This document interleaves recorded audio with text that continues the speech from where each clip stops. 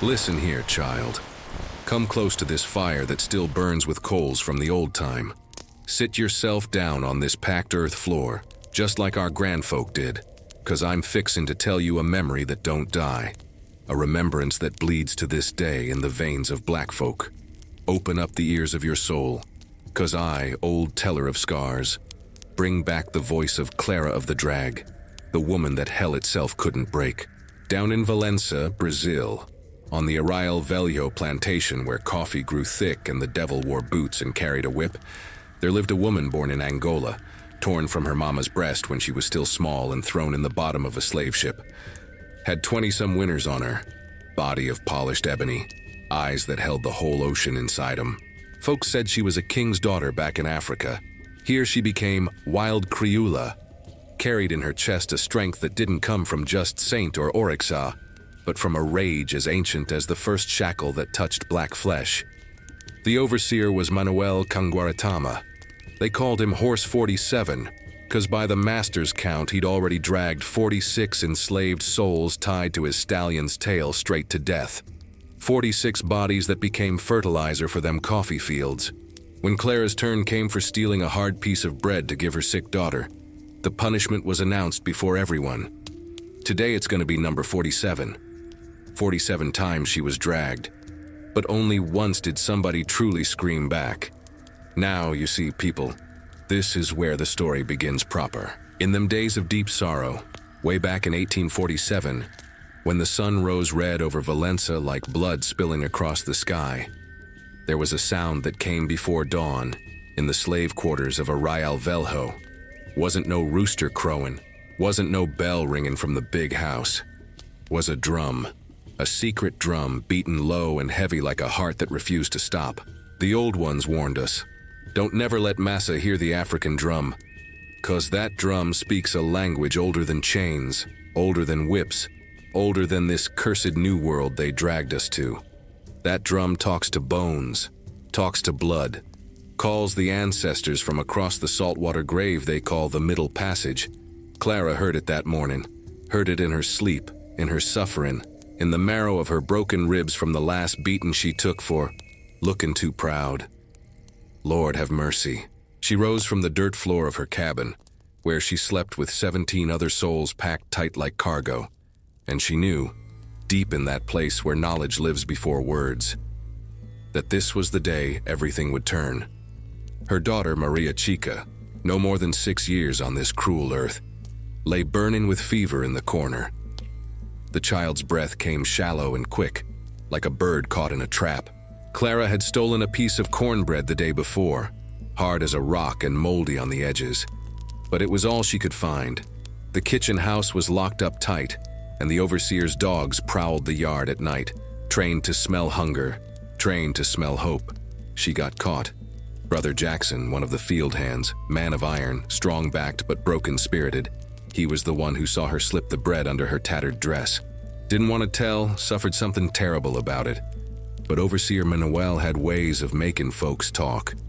Beat it out of him with that whip he called salvation, 'cause he said it saved us from laziness and rebellion. Sweet Jesus, the things we had to hear while our backs split open. Clara stole, Jackson whispered, tears mixing with blood on his face. God forgive me, but she stole. And folks swear on their lives they seen Manuel smile that morning. Showed them rotten teeth of his, yellow and broke, smiling like death itself had learned to grin. He'd been waiting for this, been counting his 46 bodies like a man counts coins, waiting to make it 47. That number had weight to it, had power. Folks said he'd made a bargain with something dark, something that lived at the crossroads where the path splits 3 ways, something that demands blood payment in numbers of 7. The drum kept beating, soft, steady, hidden somewhere in the woods beyond the cotton fields, where the old root doctor lived in a hollowed-out cypress tree, where the haint blue bottles hung from branches to catch evil spirits before they could cross into the quarters. Clara dressed Maria Chica in the only clean rag she had, kissed her burning forehead, and whispered in Kimbundu, the tongue of her mother's mother's mother, Nzambi akuvelele, mwana ame. God protect you, my child. Then she walked out into that blood-red dawn, and the drum stopped. Right there at the quarters, every soul knew what was coming. The whip and post stood in the center of the yard, dark wood stained with the memory of 1,000 backs. But this time, Manuel had something special planned. He stood there in his dirty white shirt and brown pants, grinning like a man who'd just found salvation in suffering, holding a thick hemp rope in one hand and stroking the neck of his stallion with the other. That horse, Lord of Glory, that horse was a beast from nightmare. Red-brown like dried blood, eyes white and wild, trained to run fast and hard no matter what was tied to its tail. Horse 47, they called it, same as the man. Cursed to the 9th generation, that animal was. "Morning, Clara," Manuel said, voice smooth as snake oil. "Heard you was hungry." She didn't answer, just stood there, powerful, strong, back straight despite the scars that crisscrossed her flesh like a map of pain. The other enslaved folk gathered round, forced to watch, always forced to watch, 'cause Massa wanted us to learn fear through each other's agony. "You know the punishment for thieving?" Manuel continued, walking slow circles around her like a buzzard around the dying. "You know what happens to crioulas who think they better than the rules?" Clara's voice came out low and steady, thick with an accent that carried the red earth of Angola in every syllable. "I know what happens to men who count souls like coins." The silence that followed was the silence of death, deathly quiet. Even the morning birds stopped their song. Manuel's face went dark. "Bind her." 2 drivers, black men forced to do the devil's work on their own people, came forward. Brothers in chains, hearts heavy with shame. They tied Clara's wrists with that hemp rope, rough and thick, the kind that don't slip, the kind that cuts deep. She didn't fight, didn't scream, just let her eyes travel across every face in that yard, memorizing, remembering. When they tied the other end to the horse's tail, the animal snorted and stamped, smelling blood before it was even spilled. 47 laps around the yard, Manuel announced, loud enough for God himself to hear. And if she's still breathing after that, well, we'll see if the devil himself wants her. That's when Clara spoke again, and her words carried power that made grown men shiver. "Cavallo vai correr pro lado errado hoje." The horse gonna run the wrong way today. Manuel laughed, cracked his whip in the air. "Let's see who runs." And the drum started beating again deep in the woods, a rhythm old as Africa herself. The horse bolted.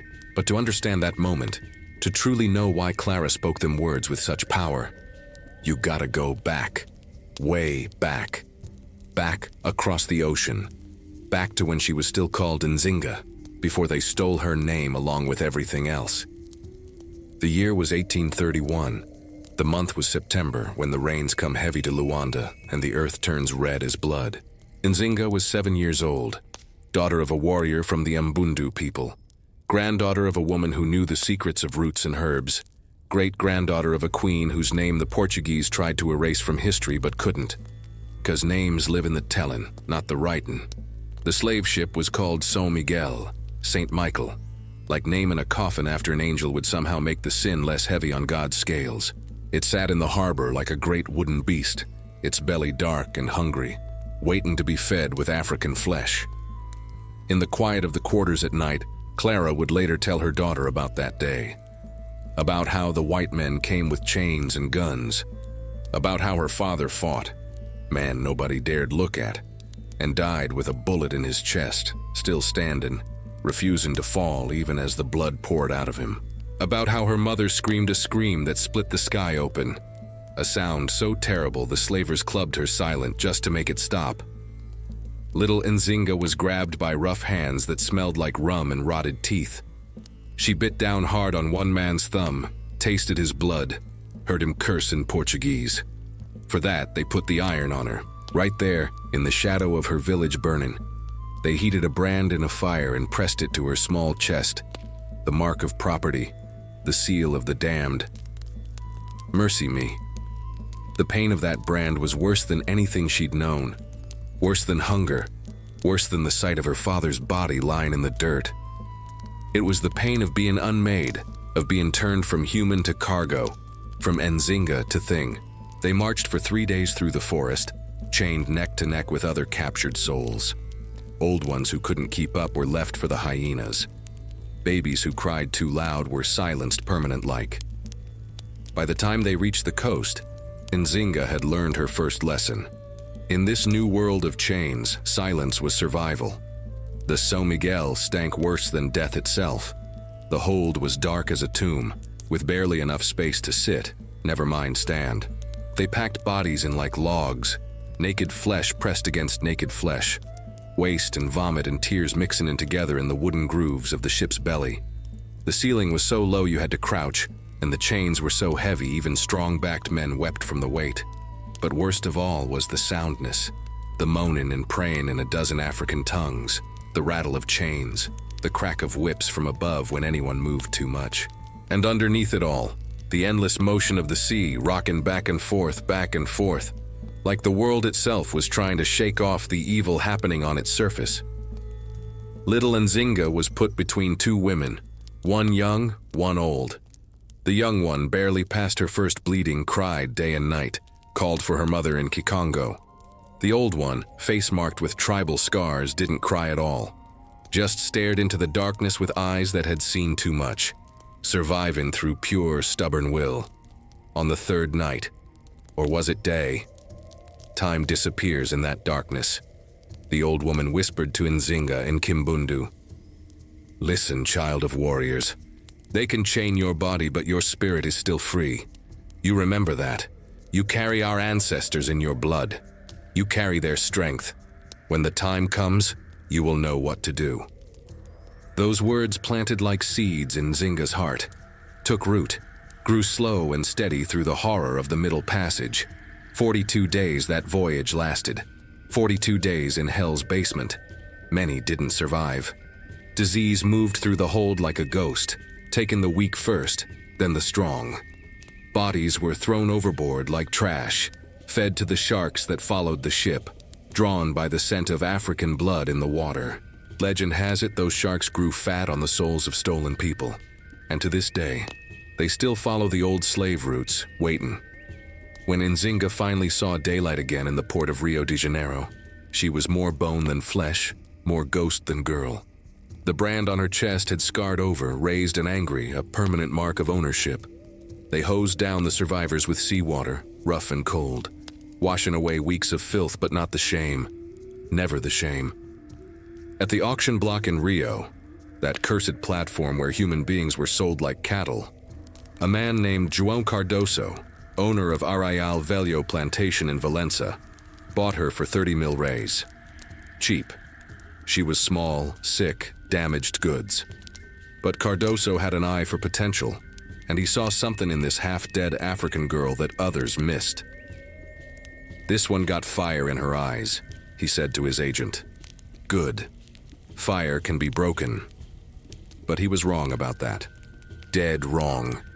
They took her inland, up through the mountains, past waterfalls and forests thick with jaguar and snake, to the valley where coffee grew in endless rows like green graves. The Arraial Velho plantation was ruled by Cardoso's iron fist and his overseer's leather whip. She was put to work in the fields almost immediately, though she was barely strong enough to lift a hoe.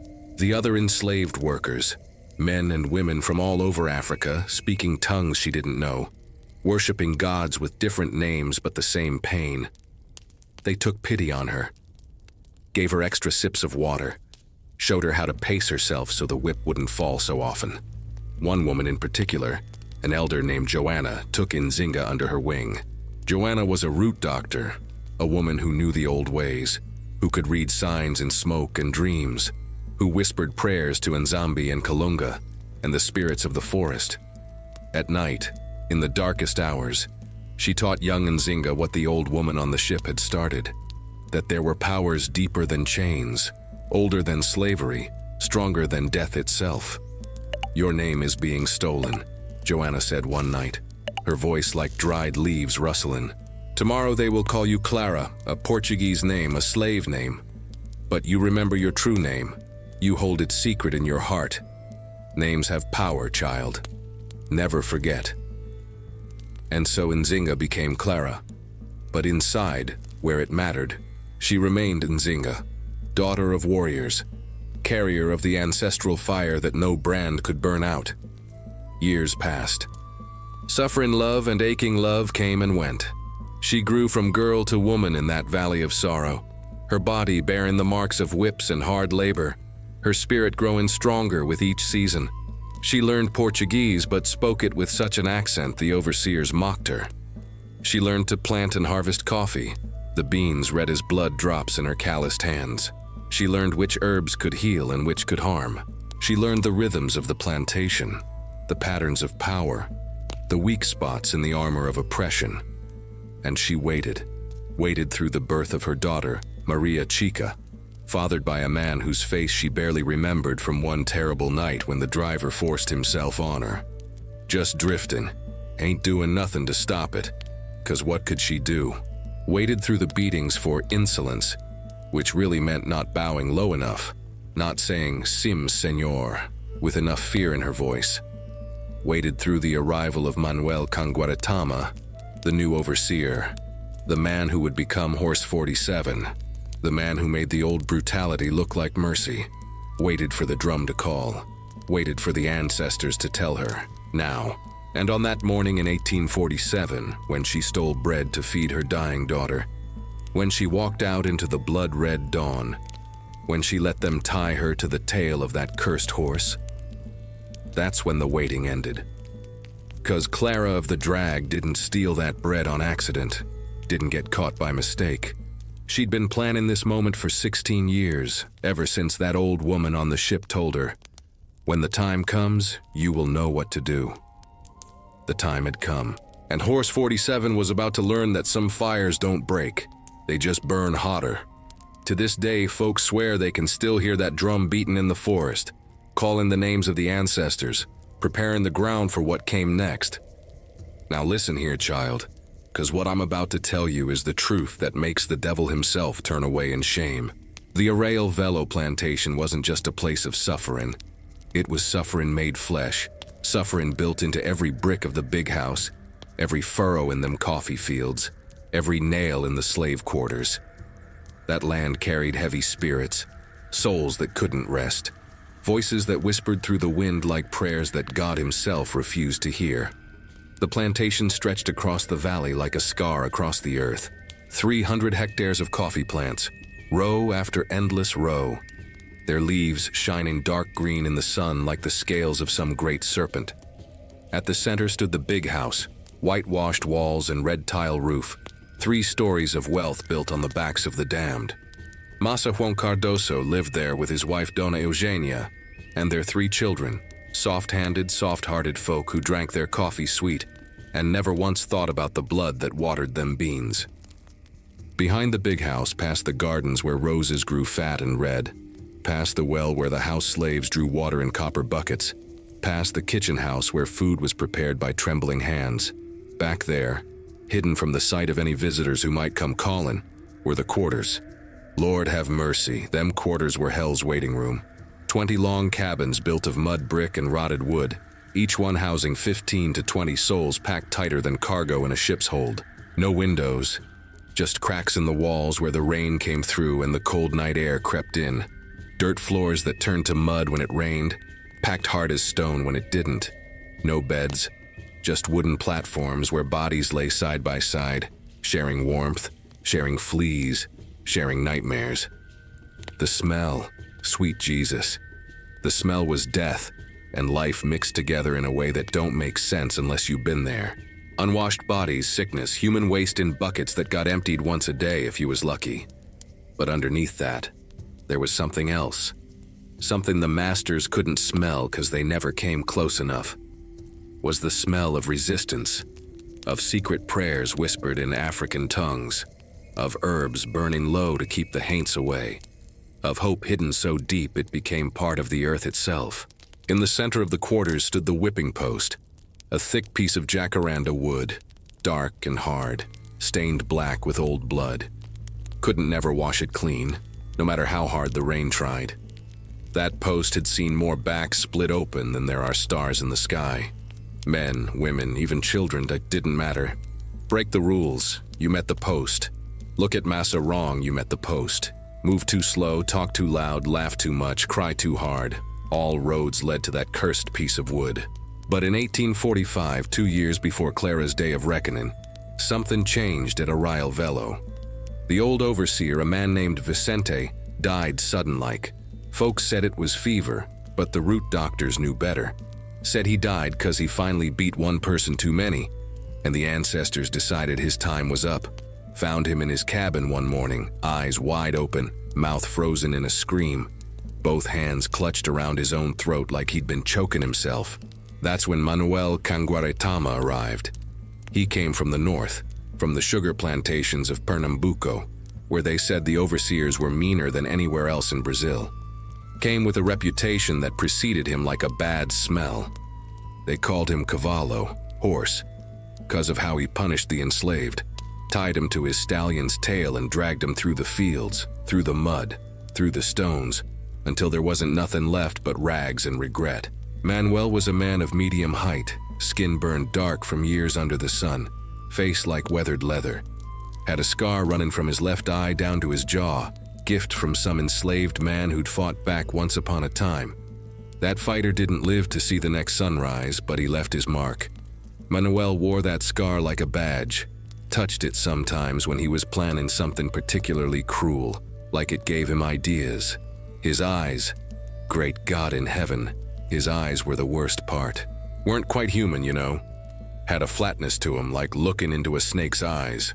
No mercy there, no recognition that the people he whipped and dragged and broke were humans same as him.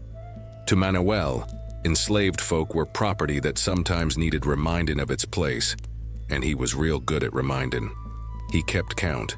That's what made him special in his own twisted mind. Every person he dragged to death behind his horse he counted. Made notches on his saddle. 46 notches by the time he came to Arroyo Velo. 46 souls sent screaming to whatever lay beyond this veil of tears.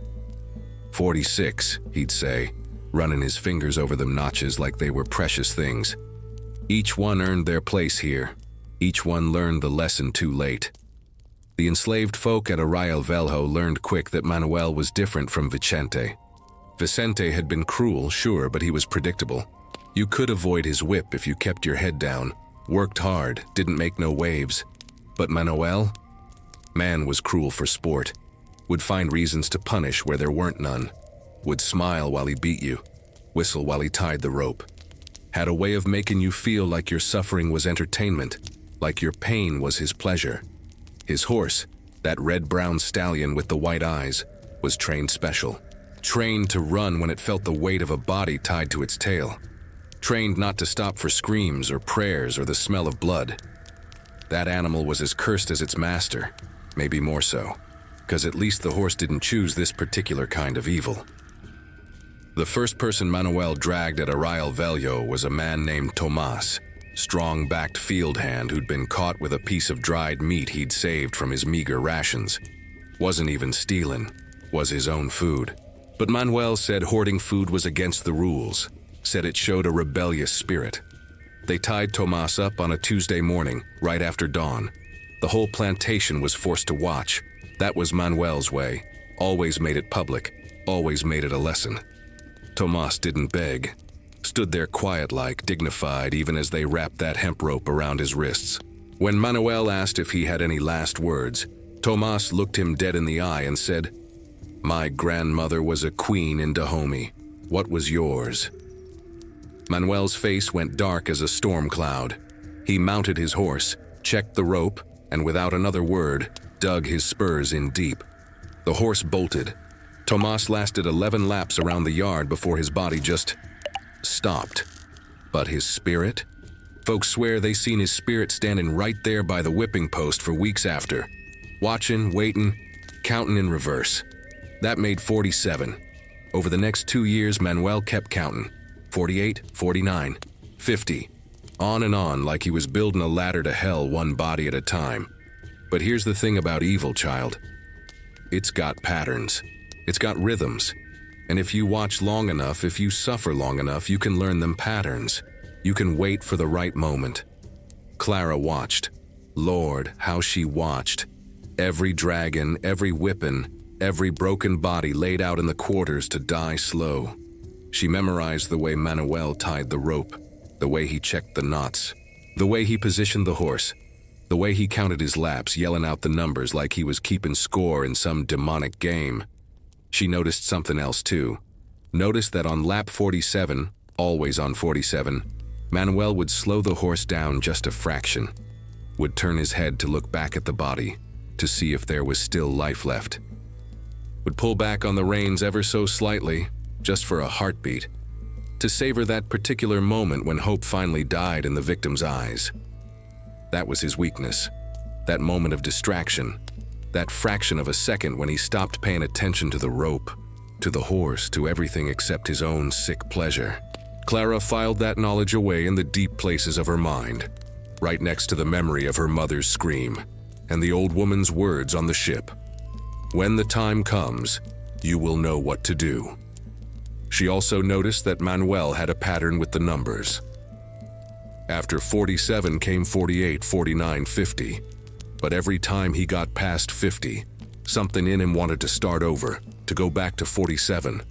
Like that number held special power for him. Like it was his lucky number, his favorite part of the count. "Man's obsessed with 47, whispered old Joanna one night in the quarters. Numbers got power, and he knows it. 7 times 7 minus 2. It's a cursed number, a crossroads number. He's made a pact with something at them crossroads, mark my words. By 1847, Manuel had dragged 53 people to death. But in his mind, in his soul, he was always counting back to 47, always waiting to complete that number again, like it was a ritual that needed repeating. And Clara knew, deep in her bones, in the part of her that still remembered being Nzinga, daughter of warriors, she knew that when he got to her, when he tied her to that cursed horse, he would call it 47 again, would reset his count, would make her his special victim, the one that brought him back to his power number. She was right. On the morning they caught her with the stolen bread, Manuel stood in the yard, running his fingers over his saddle notches, and said loud enough for everyone to hear, 53 is too many. Time to go back to what works. Time to make this one special. He looked directly at Clara, and his smile was the smile of a man who thought he'd already won. Today, he announced, we complete 47 again, and this time, I'll make it last. But what Manuel didn't know, what he couldn't know, was that Clara had been preparing for this moment for 16 years, had been learning root work from Joanna, had been saving scraps of things, horsehair from that stallion's tail, dirt from the crossroads, a piece of Manel's shirt she'd stolen from the laundry line, had been praying to her ancestors every night, calling them by name, asking them to witness what was about to happen, had been waiting for the drum to call, and now standing there in the blood-red dawn with her hands bound and the rope tied to the horse's tail, she felt the ancestors gather round like a crowd of witnesses, felt their hands on her shoulders, felt their breath in her lungs, felt their rage and their power and their ancient, undying refusal to be forgotten. Manuel climbed onto his horse, settled himself in the saddle, and raised his whip high. 47 laps, he shouted. Let's see if this wild Criula can survive the horse. But Clara, with blood already dripping from where the rope cut her wrists, with her daughter's fever-weak cry still echoing in her ears, with 16 years of suffering and planning and rage burning in her chest like a sun, she looked up at Manuel and spoke words in Kimbundu that made the morning birds go silent. Kalunga is watching, demon, and the count ends today. Then the horse ran, and hell opened its mouth to see which soul would fall in. But let me tell you proper about that bread, 'cause it wasn't just bread. Nothing's ever just what it seems in the quarters, child. Everything's got layers, got meaning, got history stacked on top of history like bodies in a mass grave. 3 days before the dragon, Maria Chica took sick, started with a cough, the kind that sounds wet and heavy like something's drowning inside the chest. Then came the fever, burning so hot you could feel the heat coming off her small body like she was a coal from the fire. Her eyes went glassy, unfocused, staring at things that weren't there. "Mama," she whispered, voice crackling like dry leaves. "Mama, why is grandmother standing in the corner? But there wasn't nobody in the corner, just shadows and the memory of all the folk who died in that particular cabin over the years. Clara knew what that meant. When children start seeing the dead, it means they got one foot on this side and one foot on the other. Means the ancestors are calling, reaching out their hands, saying, "Come home, come rest." Clara wasn't ready to let her daughter go. Wasn't ready to bury another piece of her heart in the hard red earth of Valencia. She'd already lost 2 children before Maria Chica, one to fever, one to accident in the fields when a cartwheel rolled over his small body. This one, this last piece of herself, this girl who carried Clara's eyes and her grandmother's spirit, this one had to live. Old Joanna came by with her medicine bag, a worn leather pouch that smelled like earth and time and secret knowledge. She examined Maria Chica, felt her forehead, looked at her tongue, listened to her chest. Then she looked at Clara with eyes that had seen too much death to lie about it. "Child starving," Joanna said quietly. "Fever's bad, but it's the hunger that's killing her. Body can't fight when there's nothing inside to fight with. She needs food, real food, not this watery corn mush they give us. Needs meat, bread, something with strength in it." Clara's rations, like everyone else's in the quarters, was barely enough to keep a full-grown person alive, much less feed a growing child. They got corn mush in the morning, thin as water. At midday, if they was lucky, maybe some beans with a piece of fatty pork the size of your thumb. At night, more mush, sometimes with a bit of cassava root thrown in. The masters ate beef, chicken, fresh bread, butter, cheese, fruit from the orchard. The enslaved ate survival, nothing more. "Where I'm gonna get real food?" Clara asked, though she already knew the answer, knew it before the question left her lips. Joanna didn't say nothing, just looked toward the big house, toward the kitchen where food was prepared 3 times a day, where the smell of baking bread drifted down to the quarters like a taunt from God. That night when the moon was dark and the overseers were drunk on cachaça in their quarters, Clara made her move. She'd been planning it careful-like, watching the rhythms of the big house for days. Knew that the kitchen door was locked, but the window was loose. Knew that the guard dogs were tied up on the other side of the property. Knew that Maria Chica was running out of time. She moved like a shadow, like a haint, like something that wasn't quite human anymore. Years of suffering had taught her how to be invisible, how to move without sound, how to breathe so quiet even the rats didn't notice. She slipped across the yard between the quarters and the big house, keeping to the darkest parts where the lamplight didn't reach. The kitchen window came open with barely a whisper. Inside, the room still held the warmth from the day's cooking. On the table, covered with a cloth, was tomorrow's bread. 6 loaves, brown and crusty, baked for the master's breakfast.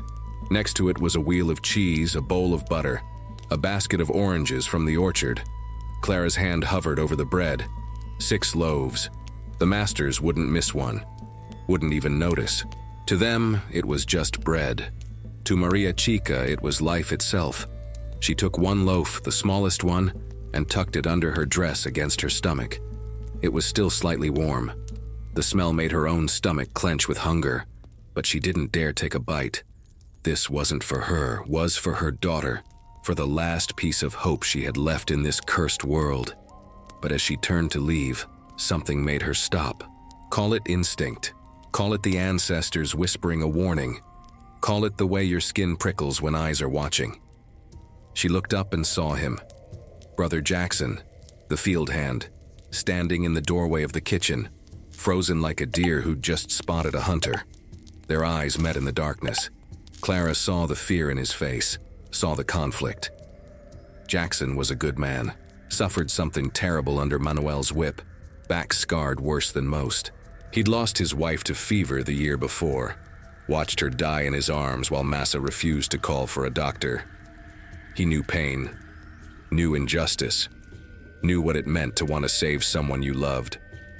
But he also knew fear, knew what happened to people who saw things and didn't report them, knew that silence could get you dragged, same as stealing. "Please," Clara whispered, and in that one word was everything. All the desperation of a mother, all the agony of 16 years in chains, all the weight of a child dying slowly in the quarters. It's for my daughter. She's burning up, please." Jackson's face twisted. Tears started down his cheeks. His mouth opened, closed, opened again. For a moment, Clara thought he might turn and walk away, might pretend he'd never seen nothing. But fear is a powerful master, sometimes more powerful than compassion. "I'm sorry," he whispered back.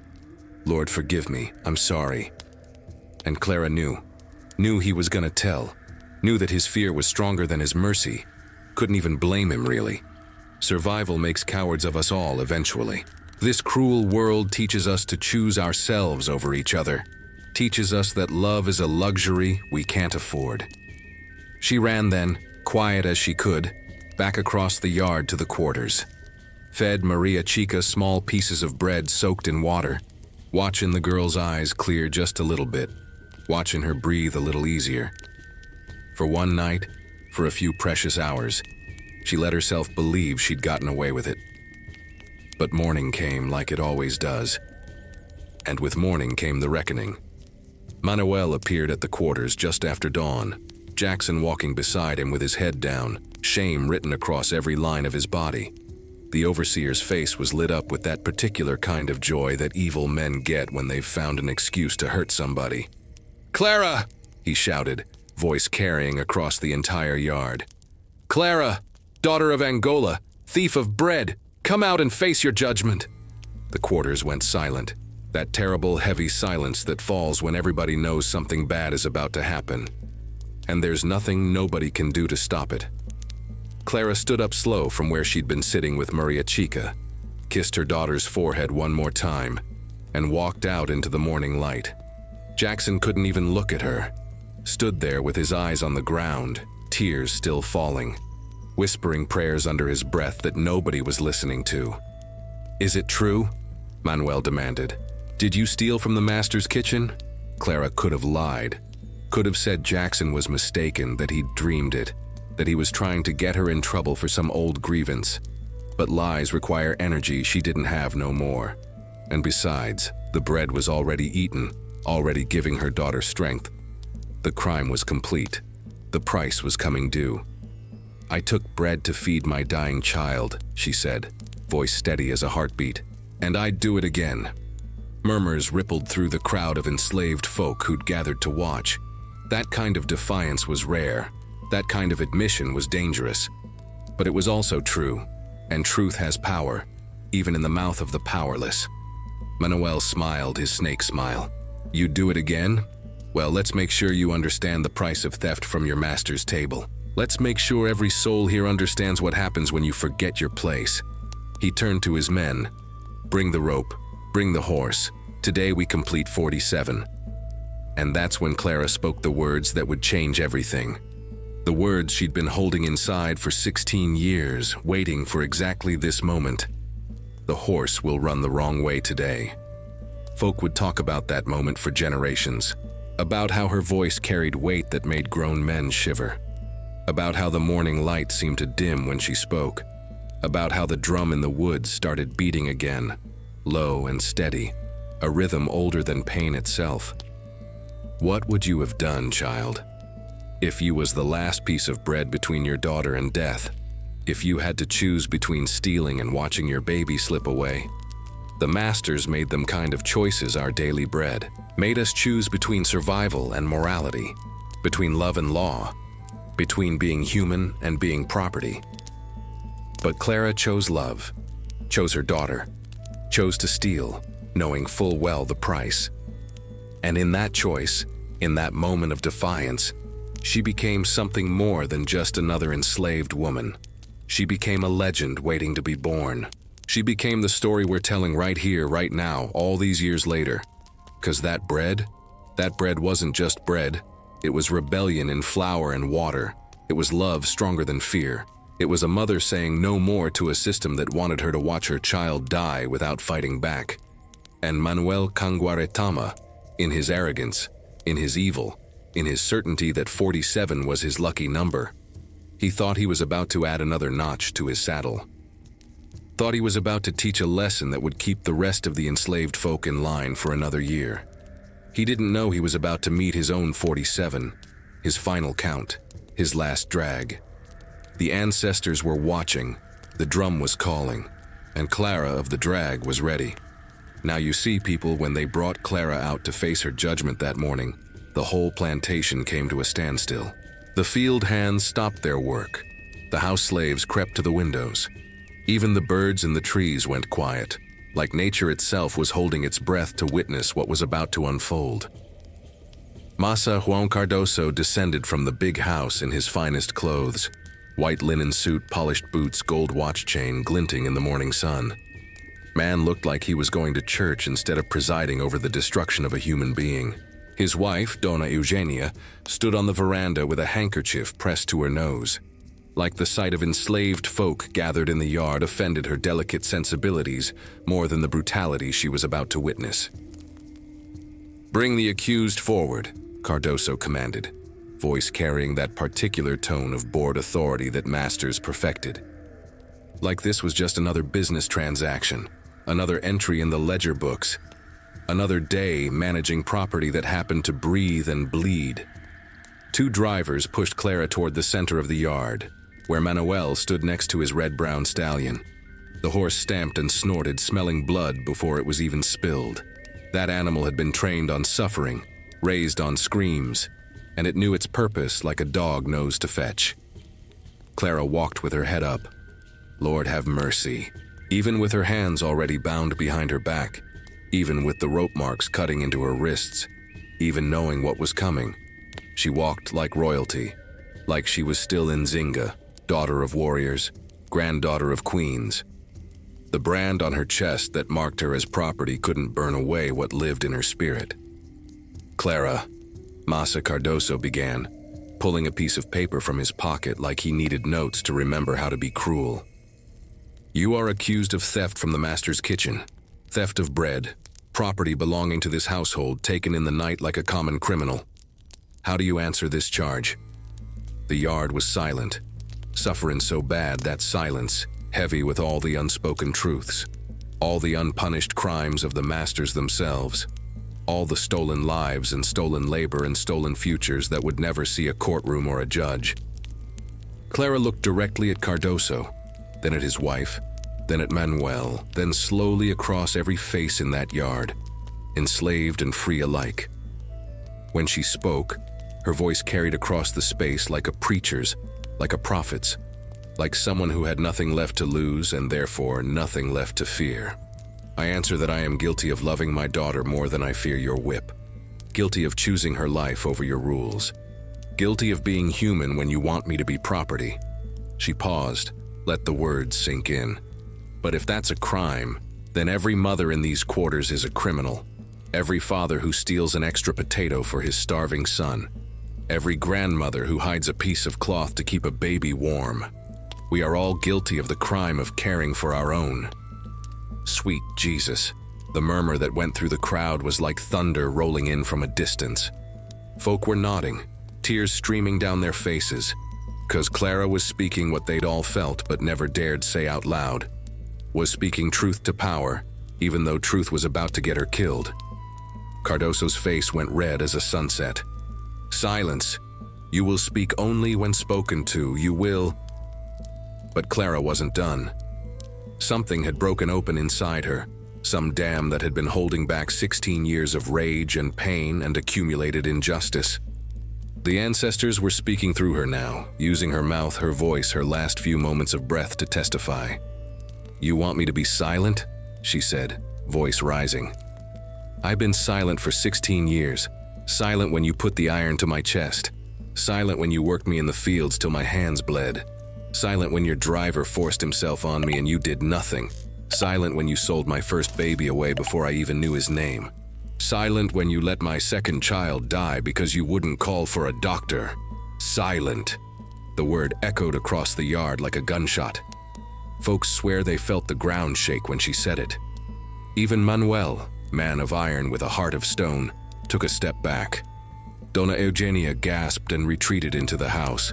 The masters didn't like being reminded that their enslaved property had memories, had feelings, had a running tally of every injustice that would never be balanced on any earthly scale. Cardoso recovered himself, straightened his jacket, and said with forced calm, This defiance only proves what I've long suspected. You are a rebellious soul, a troublemaker, a bad influence on the others. The punishment stands. Overseer Manuel, proceed with the sentence." Manuel stepped forward, that snake smile spreading across his scarred face. "Masa Cardoso, with your permission, I'd like to make this educational. 47 laps around the yard, as is customary for theft. But this time we do it slow. We do it proper. We make sure every soul here learns the lesson." "Granted," Cardoso said, already turning to go back to his breakfast. "Just have it done before the afternoon work begins. We're behind on the harvest as it is." As the master walked away, Clara called after him. "You can harvest coffee beans, Masa, but you can't harvest justice. You can chain bodies, but you can't chain spirits. You can count your profits, but someday someone's gonna count your crimes." Cardoso kept walking, but his shoulders tensed. Everyone saw it. That little flinch of a man who knew, deep down, that the world he'd built on blood and bondage wasn't sustainable, wasn't righteous, wasn't going to last forever. Now Manuel had Clara all to himself. He circled her like a predator, running the thick hemp rope through his hands, checking the knots with practiced efficiency. This was his art, his craft, his particular form of evil perfected over years of practice. "You got spirit, I'll give you that," he said quietly, so only she and the nearest enslaved folk could hear. "But spirit breaks just like bones. I've broken 46 before you. What makes you think you'll be any different?" Clara turned her head to look at him, and her eyes, great God in heaven, her eyes held something that made even Manuel pause. Wasn't fear, wasn't even hatred really, was something older, something that came from across the ocean, from the forests of Angola, from the blood of warriors and the wisdom of root doctors and the power of ancestors who refused to stay buried. "I'm different," she said softly, "because I've been preparing for this moment since I was 7 years old, because I've been learning from the old ones, because I know secrets you don't." "'Cause this rope you're holding?" She glanced down at the hemp in his hands. "That rope's been blessed, been prayed over, been worked on by conjure women who know how to turn curses back on the one who casts them." Manuel laughed, but it sounded forced.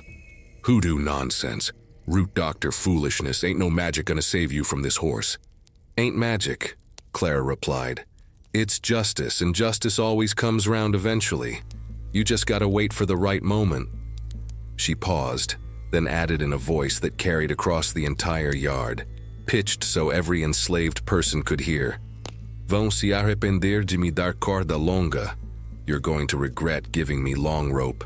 The phrase hung in the air like a prophecy, like a promise, like a spell being cast in broad daylight with everyone as witness. Manuel's hand went to the scar on his face, that nervous gesture he did when something unsettled him. But he pushed through his unease, grabbed Clara by the arm, and dragged her toward his stallion. The horse pawed the ground, muscles rippling under its hide, ready to run. They tied the rope to Clara's bound wrists first, pulling it so tight the hemp bit into her flesh and drew blood.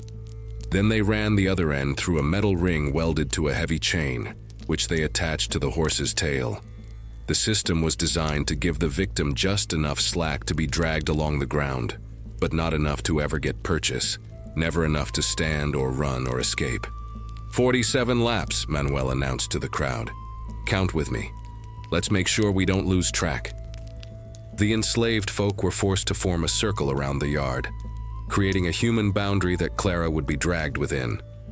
Old Joanna, the root doctor, stood among them with her eyes closed, lips moving in silent prayer. Other elders joined her, calling on Nzambi, on Kalunga, on all the Oryxas and spirits and ancestors to witness what was happening. In the distance, barely audible under the morning sounds of the plantation, that drum started beating again. Slow, steady, ancient. Manuel mounted his horse, settled into the saddle, adjusted his seat. He looked down at Clara, lying on the ground now with the rope stretched taut between her wrists and the horse's tail. "Any last words, Criula?" Clara turned her head, found Maria Chica in the crowd, the little girl being held by another enslaved woman, too weak to stand on her own but strong enough to watch, to witness, to remember. Their eyes met across the yard. Clara smiled, and in that smile was all the love a mother could hold. Then she turned back to Manuel and spoke her final words before the dragging began. Spoke them in Kimbundu first, then in Portuguese, so everyone would understand. Dikota riami, ngana kulupi, kami kakubangako. My ancestors are with me, master of death. You cannot break us. Then, in perfect Portuguese, cold as winter rain. The count ends today, Cavallo. When this horse stops running, it won't be my body left in the dust. She spat on the ground at the horse's hooves. Manuel's face went dark with rage. He raised his whip high, screamed, "One!" and brought it down hard on the stallion's flank. The horse exploded forward, and the 47 laps of hell began.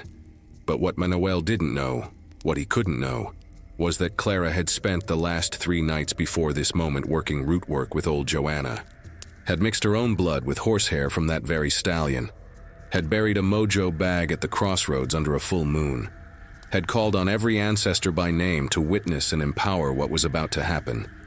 The rope wasn't just rope anymore. The horse wasn't just a horse, and Clara wasn't just a victim. She was judgment wrapped in flesh. She was vengeance given permission. She was every enslaved mother who'd ever watched a child suffer and could do nothing.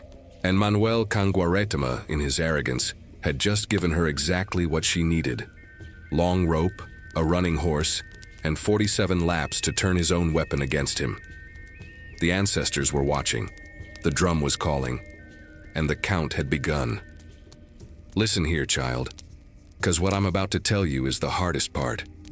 The part that makes grown folk turn away. The part that haunts the dreams of those who witnessed it. But it needs telling, needs remembering, 'cause the truth of suffering is the foundation of resistance. You can't understand the victory without knowing the cost. When that horse bolted, Clara's body left the ground for a moment, pulled by the force of the animal's strength, yanked like a rag doll in the jaws of a beast. Then she hit the earth hard, red dust exploding around her like a cloud of blood. The rope went taut, her arms stretched behind her to the breaking point, and the dragging began. "One!" Manuel screamed, his voice carrying triumph and cruelty in equal measure. The first lap was the fastest. The horse was fresh, frightened by the whip, running with all the power in its massive body. Clara's back scraped across the packed dirt of the yard, across stones embedded in the earth, across the rough ground that had swallowed the blood of 46 souls before her. The dress on her back, already thin and worn from years of use, shredded immediately. Bare flesh met hard ground, and the skin began to tear. But Clara didn't scream. Not yet. She turned her face to the side, closed her eyes, and began to sing. Sang in Kimbundu, the language of her mother's, the tongue they'd tried to whip out of her but couldn't. The words were ancient, a song of warriors going to battle, a song of women giving birth, a song of souls crossing from life to death and back again.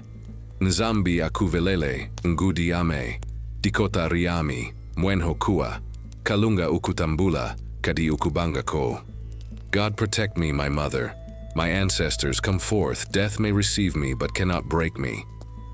The enslaved folk around the yard heard her singing and froze. Folks swear on their lives they seen something shift in that moment. Like the air got heavier, like shadows moved without the sun changing position, like the boundary between the living world and the spirit world got thin as paper. "Two!" Manuel shouted, whipping the horse again. The second lap was worse than the first. The initial adrenaline was fading, the shock wearing off, and pain, real, bone-deep, world-ending pain, began to assert itself. Clara's back was now a canvas of raw flesh. Blood started to flow, mixing with the red dust to create a dark trail behind her like a path marked for the dead to follow. Old Joanna, standing in the circle of witnesses, began to sway.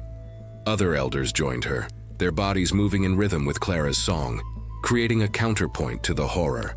They couldn't stop what was happening, but they could hold space for it, could witness it properly, could make sure Clara wasn't suffering alone. 3.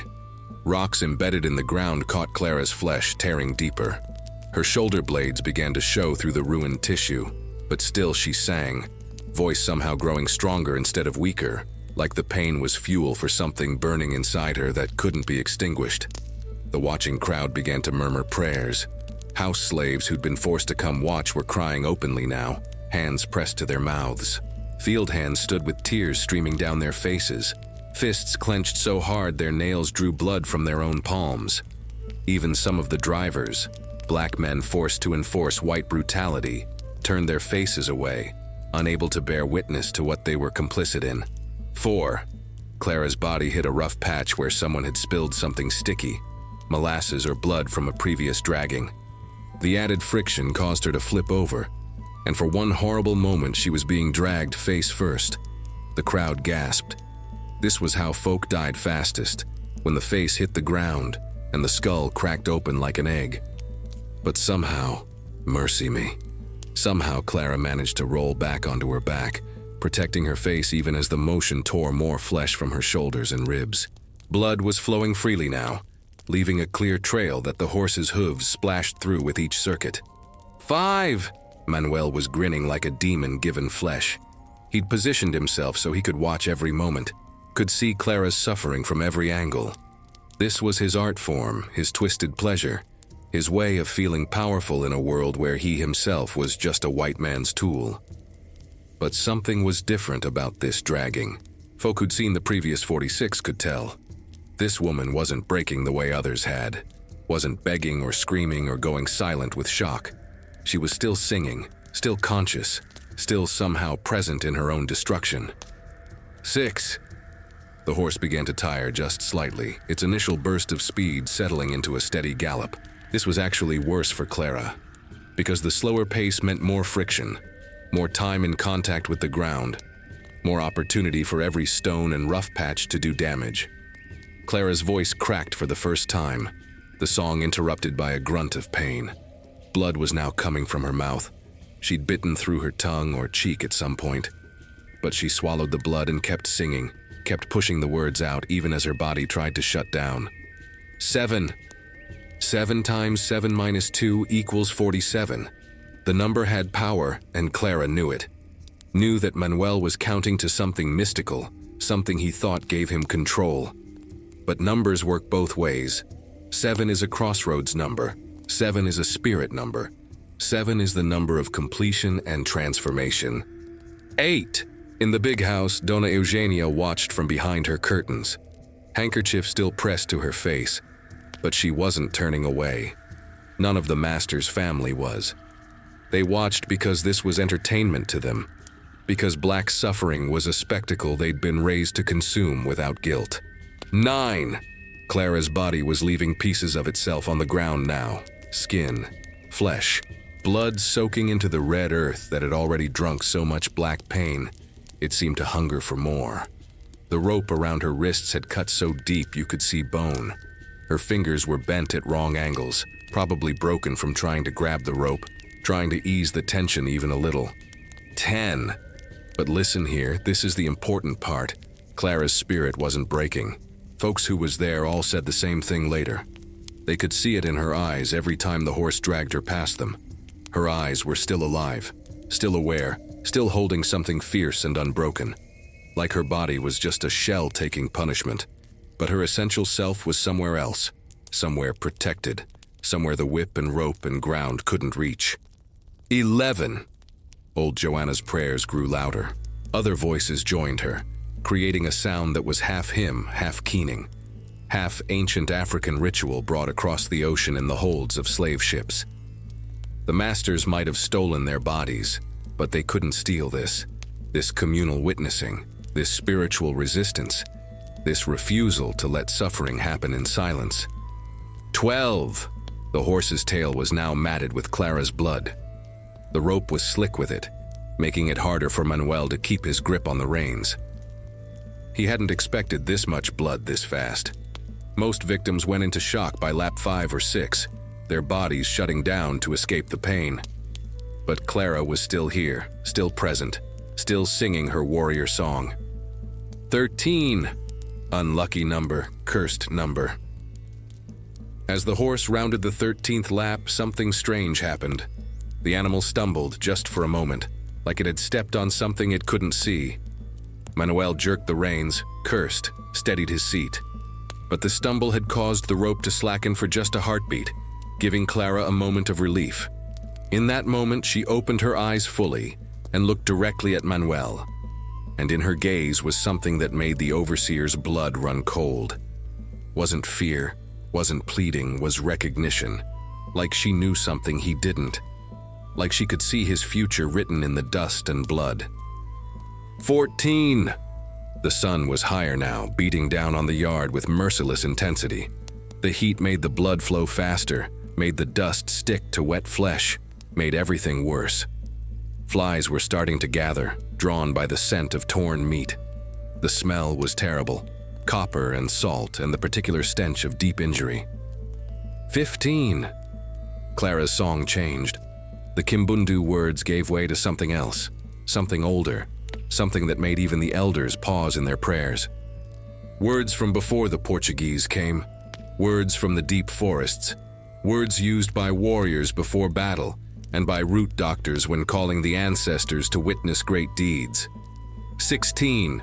Manuel noticed the change in her song and didn't like it. Didn't understand it, but didn't like it. He whipped the horse harder, trying to speed it up, trying to make this end faster. But the horse resisted, tossing its head, fighting the bit. 17! Blood and dust had turned Clara into something that barely looked human anymore. She was a red-brown smear being pulled around the yard, a broken thing that should have been dead by now. But she wasn't dead, wasn't even unconscious. Her eyes were still open, her mouth was still moving, her spirit was still present. 18. The enslaved folk in the circle were in a trance now, their bodies swaying, their voices rising and falling in waves. This had become a ritual, a sacred horror, a communal bearing of witness that went beyond individual suffering into something collective and powerful. 19! Manuel was sweating now, despite the satisfaction he should have been feeling. Something was wrong. This wasn't going like the other 46.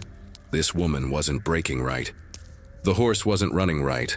The watching crowd wasn't cowering right. Everything felt off, like the world had tilted slightly on its axis. 20! Clara's voice impossibly grew stronger. The song reached a crescendo, the ancient words carrying across the yard with such force that windows rattled in the big house.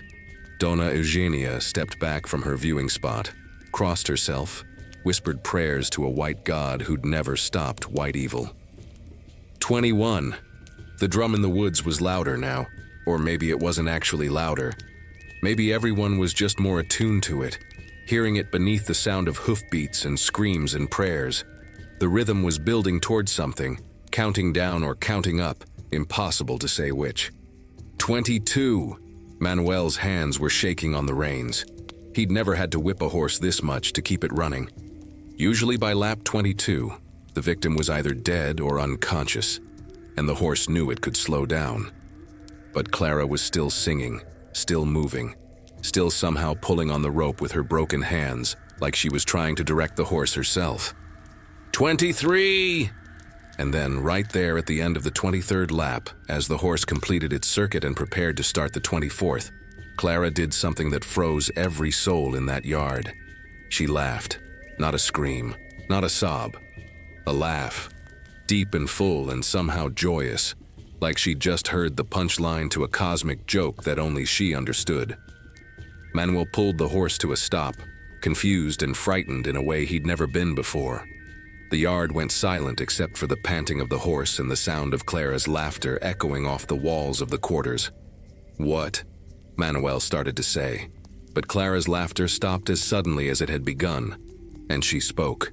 Her voice was ruined, torn up from screaming and singing, but the words were clear. 23 more, cavallo, halfway there.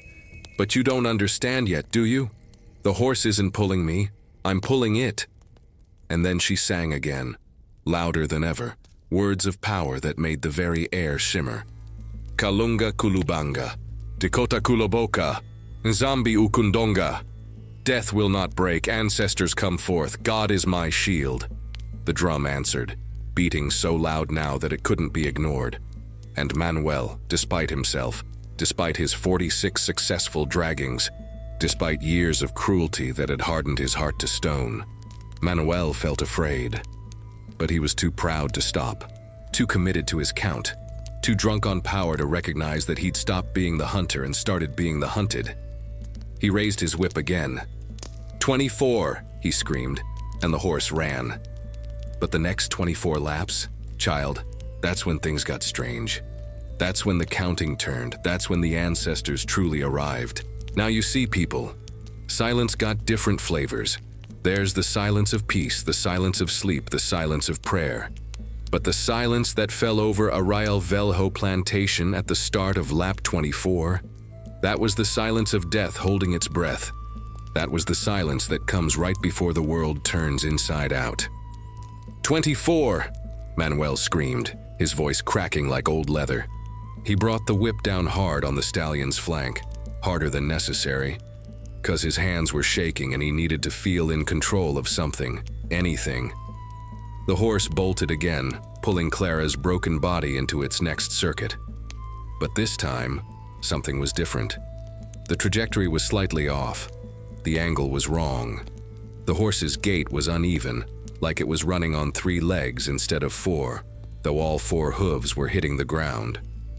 And Clara? Sweet Jesus. Clara stopped singing. Just stopped. Mid-word, mid-breath. The Kimbundu prayer that had been pouring from her ruined mouth for 23 laps suddenly cut off like someone had closed a door between the living world and wherever her spirit had been traveling. The silence was immediate and absolute. Even the horse seemed to feel it, ears flicking back, eyes rolling white. The enslaved folk in their circle stopped swaying, stopped praying, stopped moving entirely. Old Joanna opened her eyes and stared at Clara's body being dragged past, and her face went ashen. "Lord of glory," she whispered. "She's crossed over." But Clara's eyes were still open. That was the thing that made grown men's blood run cold. Her eyes were open and aware, staring straight up at the burning sky.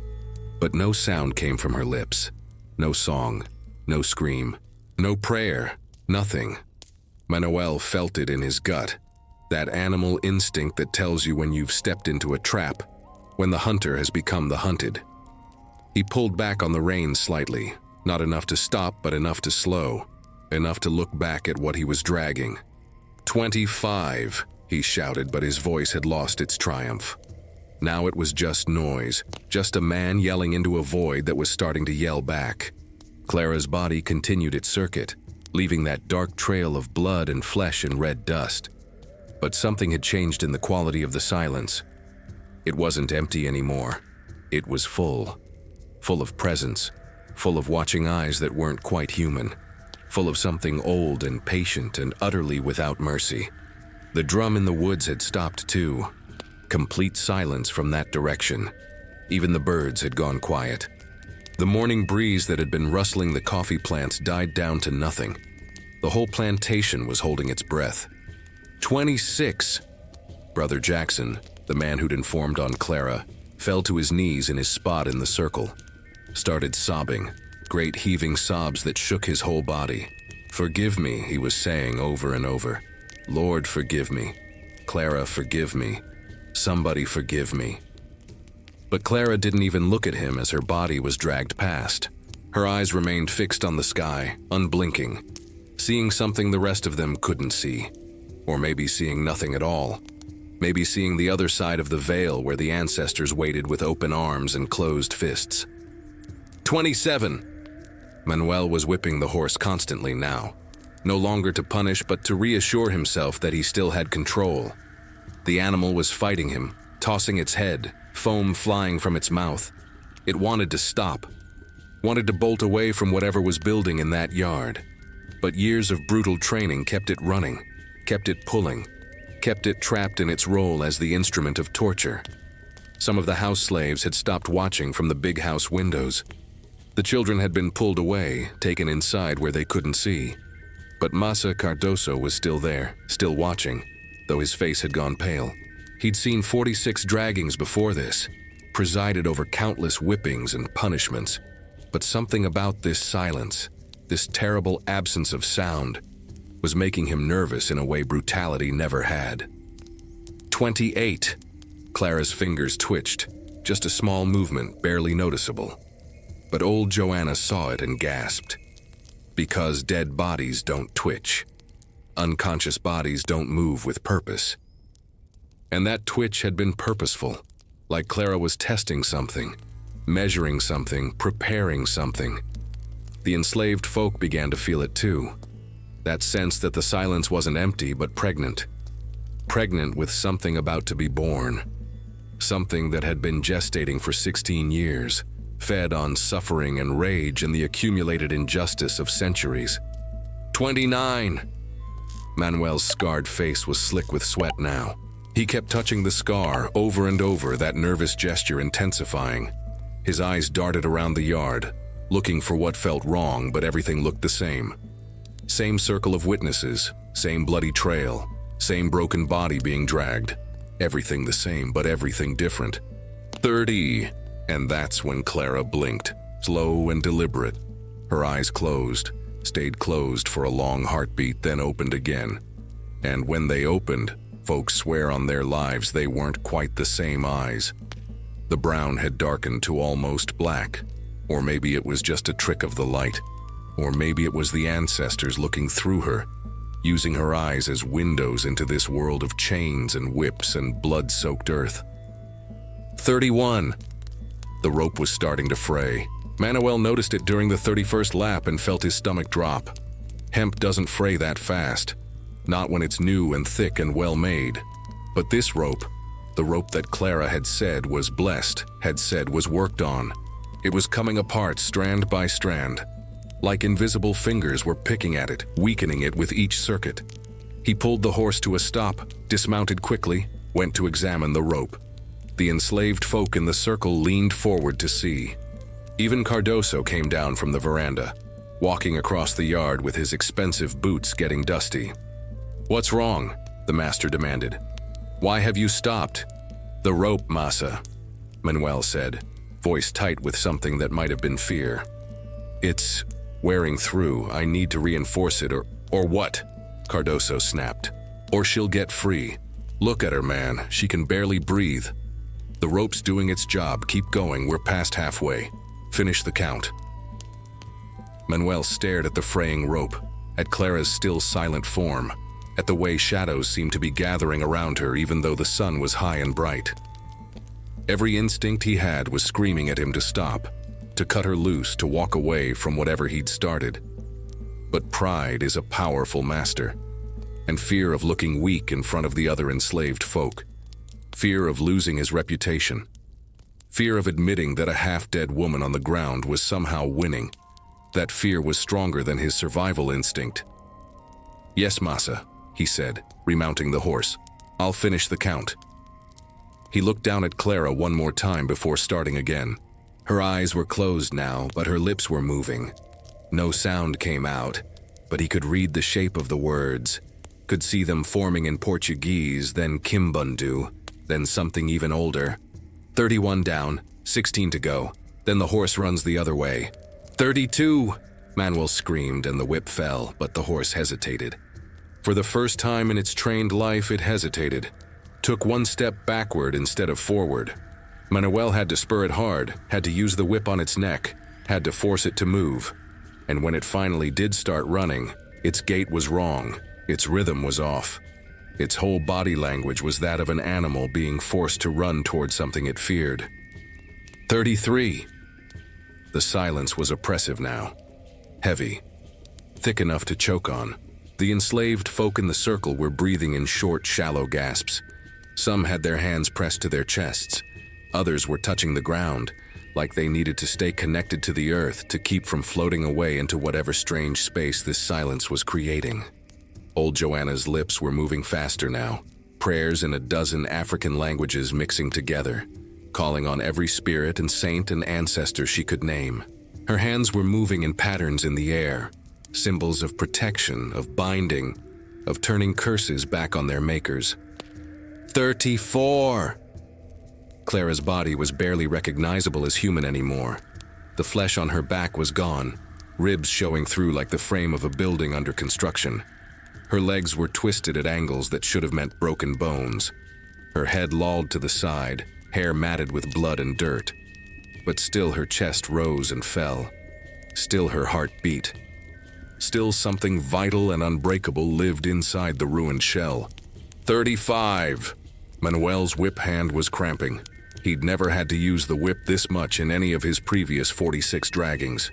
Usually by this point, the horse was running on its own, trained reflexes taking over.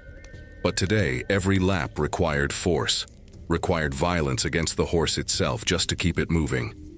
The stallion's eyes were rolling white, showing the whites all around. Horses do that when they're terrified, when they see things humans can't see, when they know something bad is coming but can't escape. 36! And then Clara opened her eyes again, and this time there was no mistaking it. The eyes that looked up from that broken body weren't entirely human anymore, weren't entirely Clara's, were windows through which something vast and ancient and absolutely furious was looking out at the world. She opened her mouth, and though no sound came out that human ears could hear, every enslaved person in that yard felt it in their bones, felt the words resonating in their chests like the beat of that drum in the woods. 12 more, cavallo. Then you meet your 47. Then you learn what it means to be dragged. Then the rope becomes a collar. Then the horse becomes a coffin. Then the master becomes the slave. 12 more laps and the world turns upside down. Manuel heard it too. Impossible, but he heard it. Felt it. Knew it to be true with a certainty that bypassed all logic and went straight to the animal part of his brain that knew fear without needing reasons. 37! He screamed. But it sounded like begging. The horse ran, but its run was labored now. Like it was pulling not just one woman's body, but the weight of 46 ghosts, the weight of centuries of suffering, the weight of justice finally coming due. The silence deepened. The shadows lengthened, though the sun hadn't moved. And somewhere in the woods, though no one could hear it with their ears, the drum started beating again. Beating faster. Beating like a heart preparing for battle. Beating like the countdown to a moment that had been inevitable since the first slave ship crossed the Atlantic. Beating like the sound of chains breaking. 12 more laps. 12 more chances for Manuel to stop. 12 more warnings that he wouldn't heed. Because some men would rather die than admit they're wrong. Would rather face hell than show mercy. Would rather count to 47 one more time than accept that the count has already been completed. And that, child, that was exactly what the ancestors were counting on. Now listen here, child, 'cause I need to take you back 3 nights before the dragging.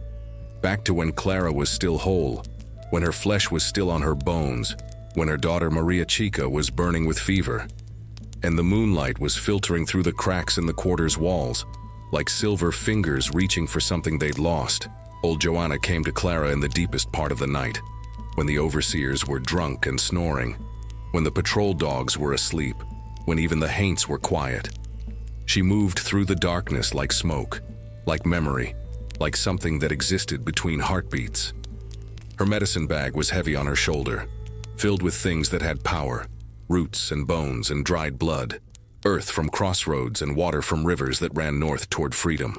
"Child," she whispered, kneeling beside Clara in the cramped space where 17 bodies slept pressed together. "The Spirit's been talking to me, been showing me visions, been telling me your time is coming, and you need to be ready." Clara looked at the old root doctor with eyes that held the ocean inside them. "I know," she said simply. "Been feeling it in my bones, been seeing it in my dreams. Manuel gonna call my name soon.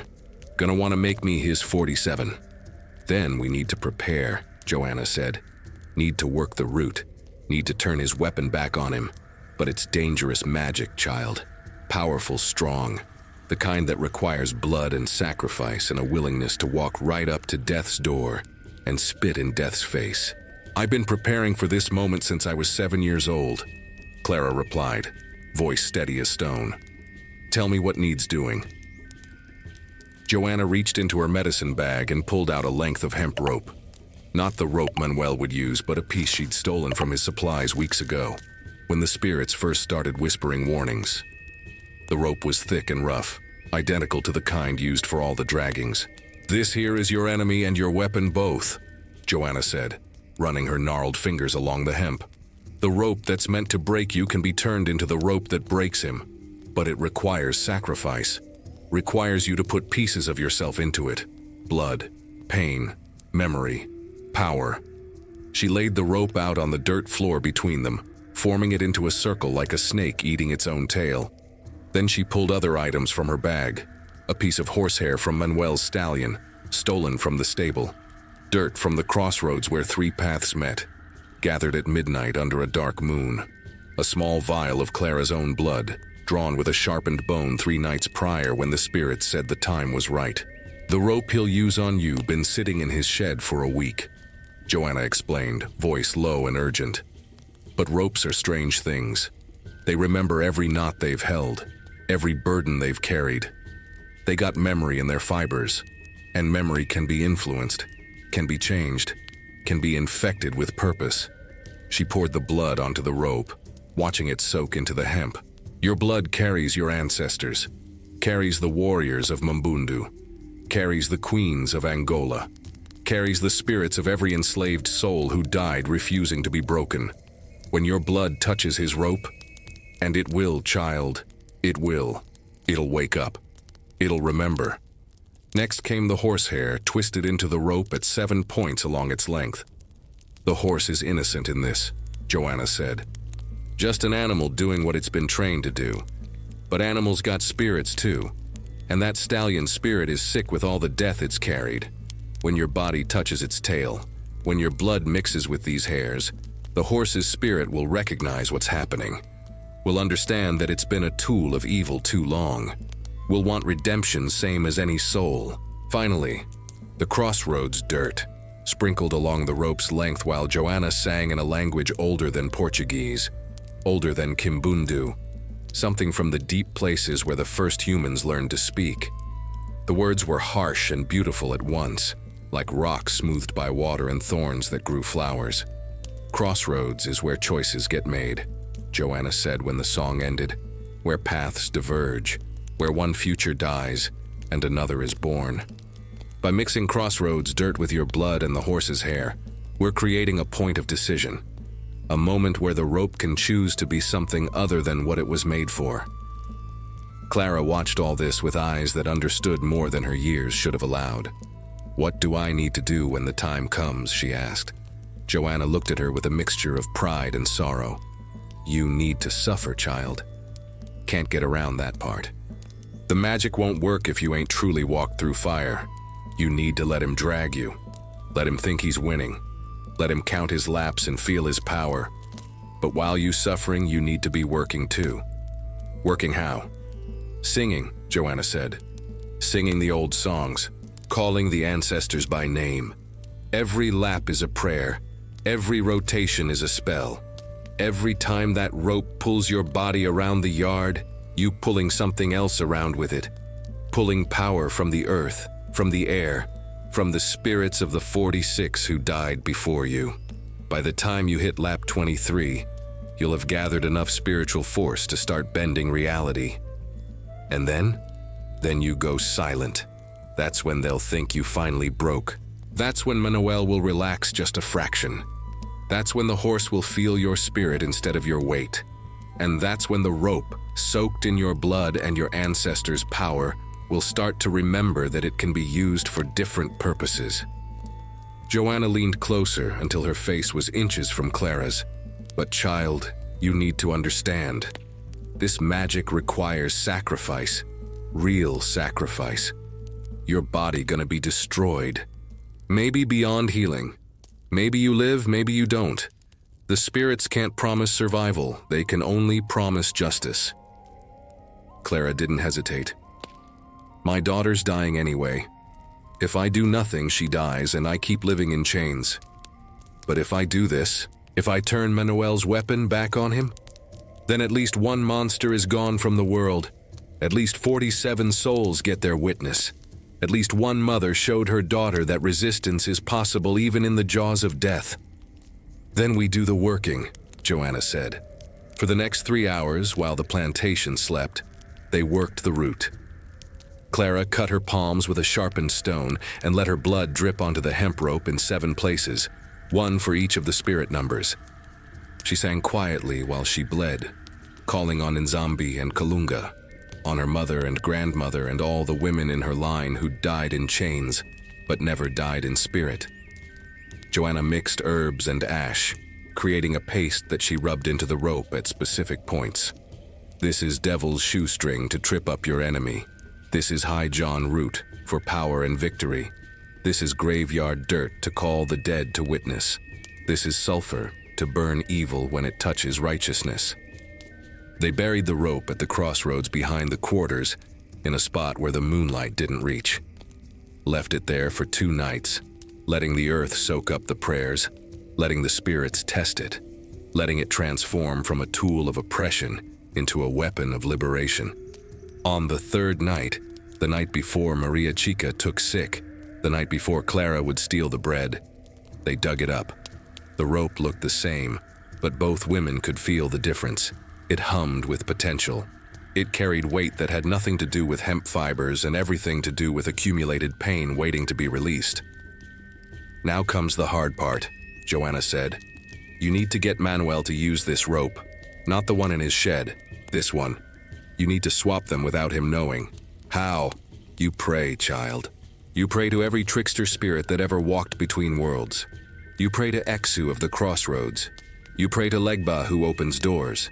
You pray that when the moment comes, his hand will reach for this rope instead of his own." And that's exactly what Clara did. For 3 days she prayed, whispered spells every time she walked past the overseer's shed, sang songs of confusion and misdirection when she worked in the fields near where he stored his tools of torture, called on every clever ancestor who'd ever stolen time or food or hope from masters who thought they owned everything. And on the morning of the dragging, when Manuel went to his shed to get the rope for Clara's punishment, his hand, guided by spirits he didn't believe in, influenced by forces he couldn't see, reached past his usual rope and grabbed the one that Clara and Joanna had prepared, the one that had been baptized in blood and earth and ancestral fury, the one that remembered, the one that was waiting for its moment to transform from a tool of the master into an instrument of justice. Manuel never knew, never suspected, tied Clara's wrists with hands that thought they were in control, attached the rope to his horse's tail with confidence born of 46 successful draggings, started the count with his usual cruelty and pride, never realized that from the moment the rope touched Clara's skin, from the second her blood mixed with the blood she'd already put into the hemp, the rope stopped being his and became hers. Every lap around the yard, the rope was drinking in more power, more pain, more righteous rage.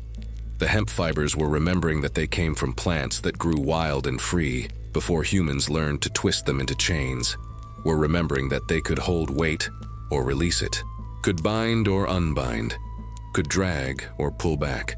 By lap 23, when Clara went silent, the rope was practically singing with accumulated power. The spirits were in it now, riding its length like horses, preparing for the moment when Clara would give the signal. And the signal? Child, the signal was that laugh. That impossible, joyous laugh from a woman who should have been dead 3 times over. That laugh was Clara saying to the ancestors, "I'm ready. The count is about to turn.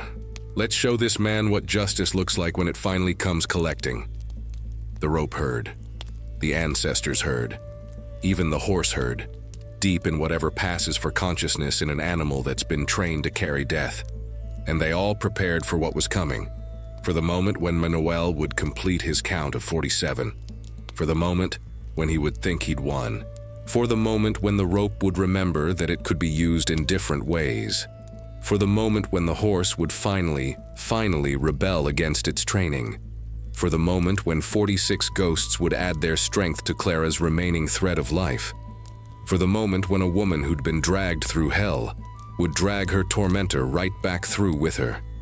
12 more laps, 12 more opportunities for the magic to build, 12 more chances for the rope to remember its purpose. And then Cavallo 47 would learn that some counts, once started, cannot be controlled. Some numbers have their own power. Some 47s come back to claim the one who counted them. The rope knew, the ancestors knew. And deep in her broken body, past the pain and past the flesh and past the part of herself that was human, Clara knew. The count was about to turn, and when it did, there would be no going back. Listen here, child, 'cause what happened during them next 22 laps wasn't just suffering no more. It was transformation. It was the kind of spiritual alchemy where pain turns into power, where the victim becomes the weapon, where the song of the oppressed becomes the shackles of the oppressor. 38! Manuel screamed, but his voice was hollow now, empty, like he was shouting into a well that had no bottom, calling numbers into a void that was starting to call back. The enslaved folk in their circle had stopped being individual people, had merged into something collective, something ancient, something that remembered the shores of Africa and the holds of slave ships, and the first plantations where their ancestors had been worked to death. Their bodies swayed in perfect unison, though no one was leading, no one was directing. Just the drum in the woods, beating steady and deep, pulling them all into its rhythm. Old Joanna's eyes were rolled back in her head now, showing only whites. Her mouth was open, and words were pouring out in languages that predated the Atlantic crossing. Words in Yoruba and Fan and Kikongo, and tongues even older. Languages from before the kingdoms, from the deep forests where the first humans learned to pray. 39. And then something miraculous happened. Something that folks would talk about for generations. That would become legend. That would be whispered in quarters, in churches, in secret meetings for 100 years after. The enslaved folk began to sing. Not one voice, not two. All of them. Every single enslaved person in that circle. Field hands and house slaves, young and old, men and women and children. They opened their mouths, and the same song came out. Clara's song. The Kimbundu warrior chant that she'd been singing before the silence fell. But they'd never heard that song before. Didn't know Kimbundu. Didn't know the words or the melody or the meaning. Yet somehow, impossibly, they were all singing it in perfect harmony, like it had been planted in their bones at birth. Like it was genetic memory waking up after centuries of forced sleep. Nzambi akuvelele ngudi ame, dikota riami mwenhokua, kalunga ukutambula, kadi ukubangako. The sound was overwhelming, powerful, strong. 40 voices, 50 voices, 60 voices all singing the same prayer, calling the same ancestors, invoking the same power. The air began to shimmer like heat rising off hot stones. The ground trembled, just slightly, just enough to feel through the soles of your feet. 40! Manuel yelled, and now there was definite fear in his voice. His hands were shaking so bad he could barely hold the reins. The horse was fighting him constantly now, tossing its head, trying to rear up, trying to do anything except keep pulling that body around the yard. But the most miraculous thing was this. Clara was healing. Not physically. Lord, no. Her body was still destroyed, still broken, still dying by any medical measure. But something else was happening. Every time the circle of enslaved folk completed the chant, every time their voices rose together in that ancient prayer, a little bit of strength flowed back into Clara. Not into her flesh, but into her spirit. Into that part of her that couldn't be broken by whips or chains or dragging. Her eyes opened wider, the pupils focused. Her fingers, which had been limp and broken, began to curl, just slightly, just enough to grip, to hold, to prepare. 41. The house slaves in the big house felt it too. They stopped their work and drifted to the windows, drawn by something they couldn't name. Even those who'd been trained to side with the masters, who'd been given special privileges to keep them loyal. Even they felt the pull of that collective prayer. Felt their own ancestors stirring, felt the African blood in their veins remembering what it was to be free. Dona Eugenia tried to close the shutters, tried to block out the sound, but it came through the walls anyway. Came through the floor and the ceiling and the very air itself. She pressed her hands to her ears and ran upstairs, but the singing followed her, surrounded her, accused her. 42. Masa Cardoso stood on his veranda, frozen. He'd seen many things in his years as a plantation owner. Seen rebellions crushed and runaways caught and punishments delivered. But he'd never seen this. Never seen his enslaved property unified in something that looked disturbingly like worship, like power, like a force that his whips and chains and laws couldn't touch. "Manuel!" he shouted. "Finish it! Finish it now!" But Manuel was barely in control anymore. The horse was doing most of the work, running on momentum and training, but even that was failing. The animal's eyes were wild with terror, its coat lathered with sweat despite the relatively short distance it had covered. It wanted to stop, wanted to bolt, wanted to throw its rider and flee into the forest and never come back. 43. The drum in the woods was louder now, or maybe everything else had gotten quieter. Maybe the morning birds had flown away. Maybe the wind had stopped blowing.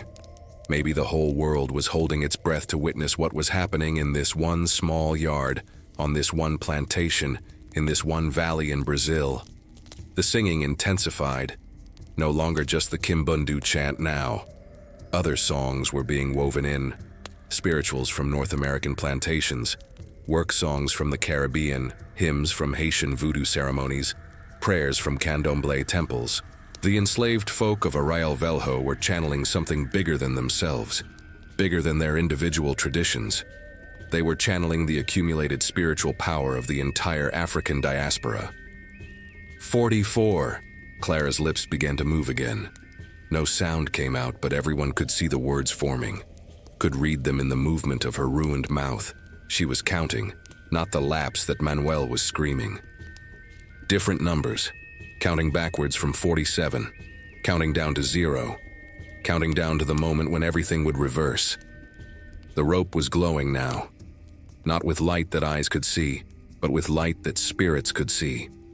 It pulsed with each beat of the drum, with each rise and fall of the collective singing. The hemp fibers were remembering their purpose, were preparing for their moment, were getting ready to become something other than a tool of torture. 45. Brother Jackson, still on his knees, was clapping now. Not celebrating, Lord, no, but keeping time with the drum, with the singing, with the heartbeat of something vast being born in that yard. Tears were streaming down his face, but his hands kept moving, kept the rhythm, kept the connection between earth and sky and spirit and flesh. Other enslaved folk began to clap too, then stomp, then sway. The circle became a living thing, breathing together, moving together, becoming something more than the sum of its parts. This wasn't just witnessing anymore.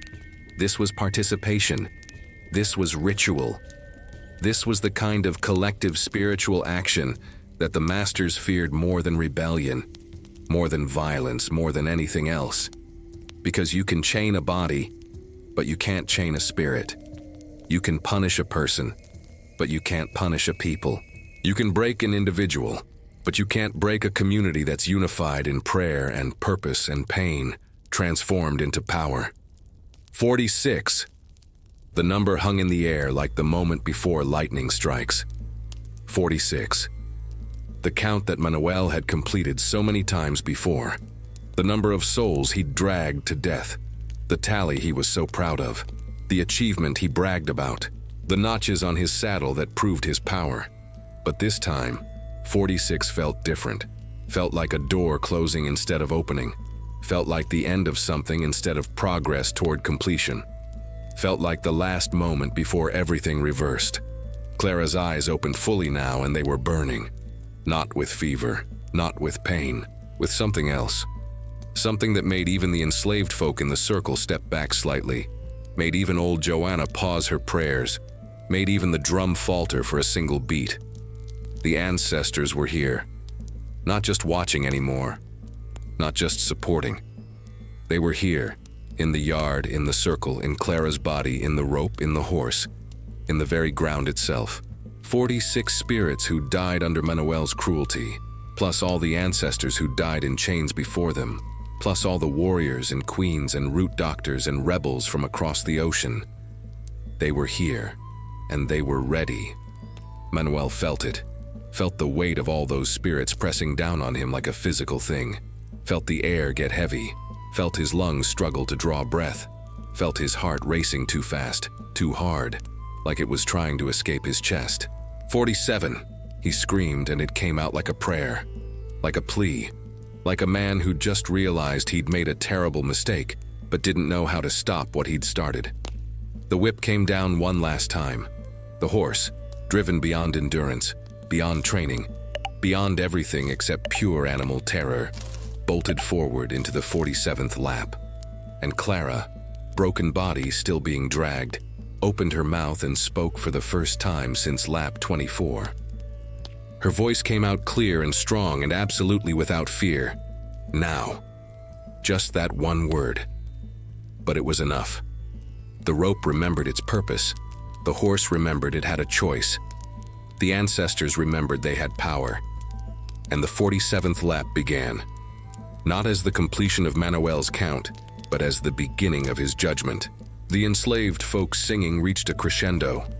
The drum in the woods beat like thunder. The air crackled with something that was either lightning or spirit or both. And Clara, impossibly, began to pull herself up. Not stand. Her legs were too broken for that. But pull. Using the rope that was supposed to be dragging her. Using the tension that was supposed to be killing her. Using the momentum of the horse's run to her advantage instead of her destruction. Her hands, broken though they were, gripped the rope. Her arms, which should have been too weak to lift, began to wind the hemp around her wrists, taking in the slack, shortening the distance between herself and the horse, pulling herself closer to the animal with each revolution of its legs.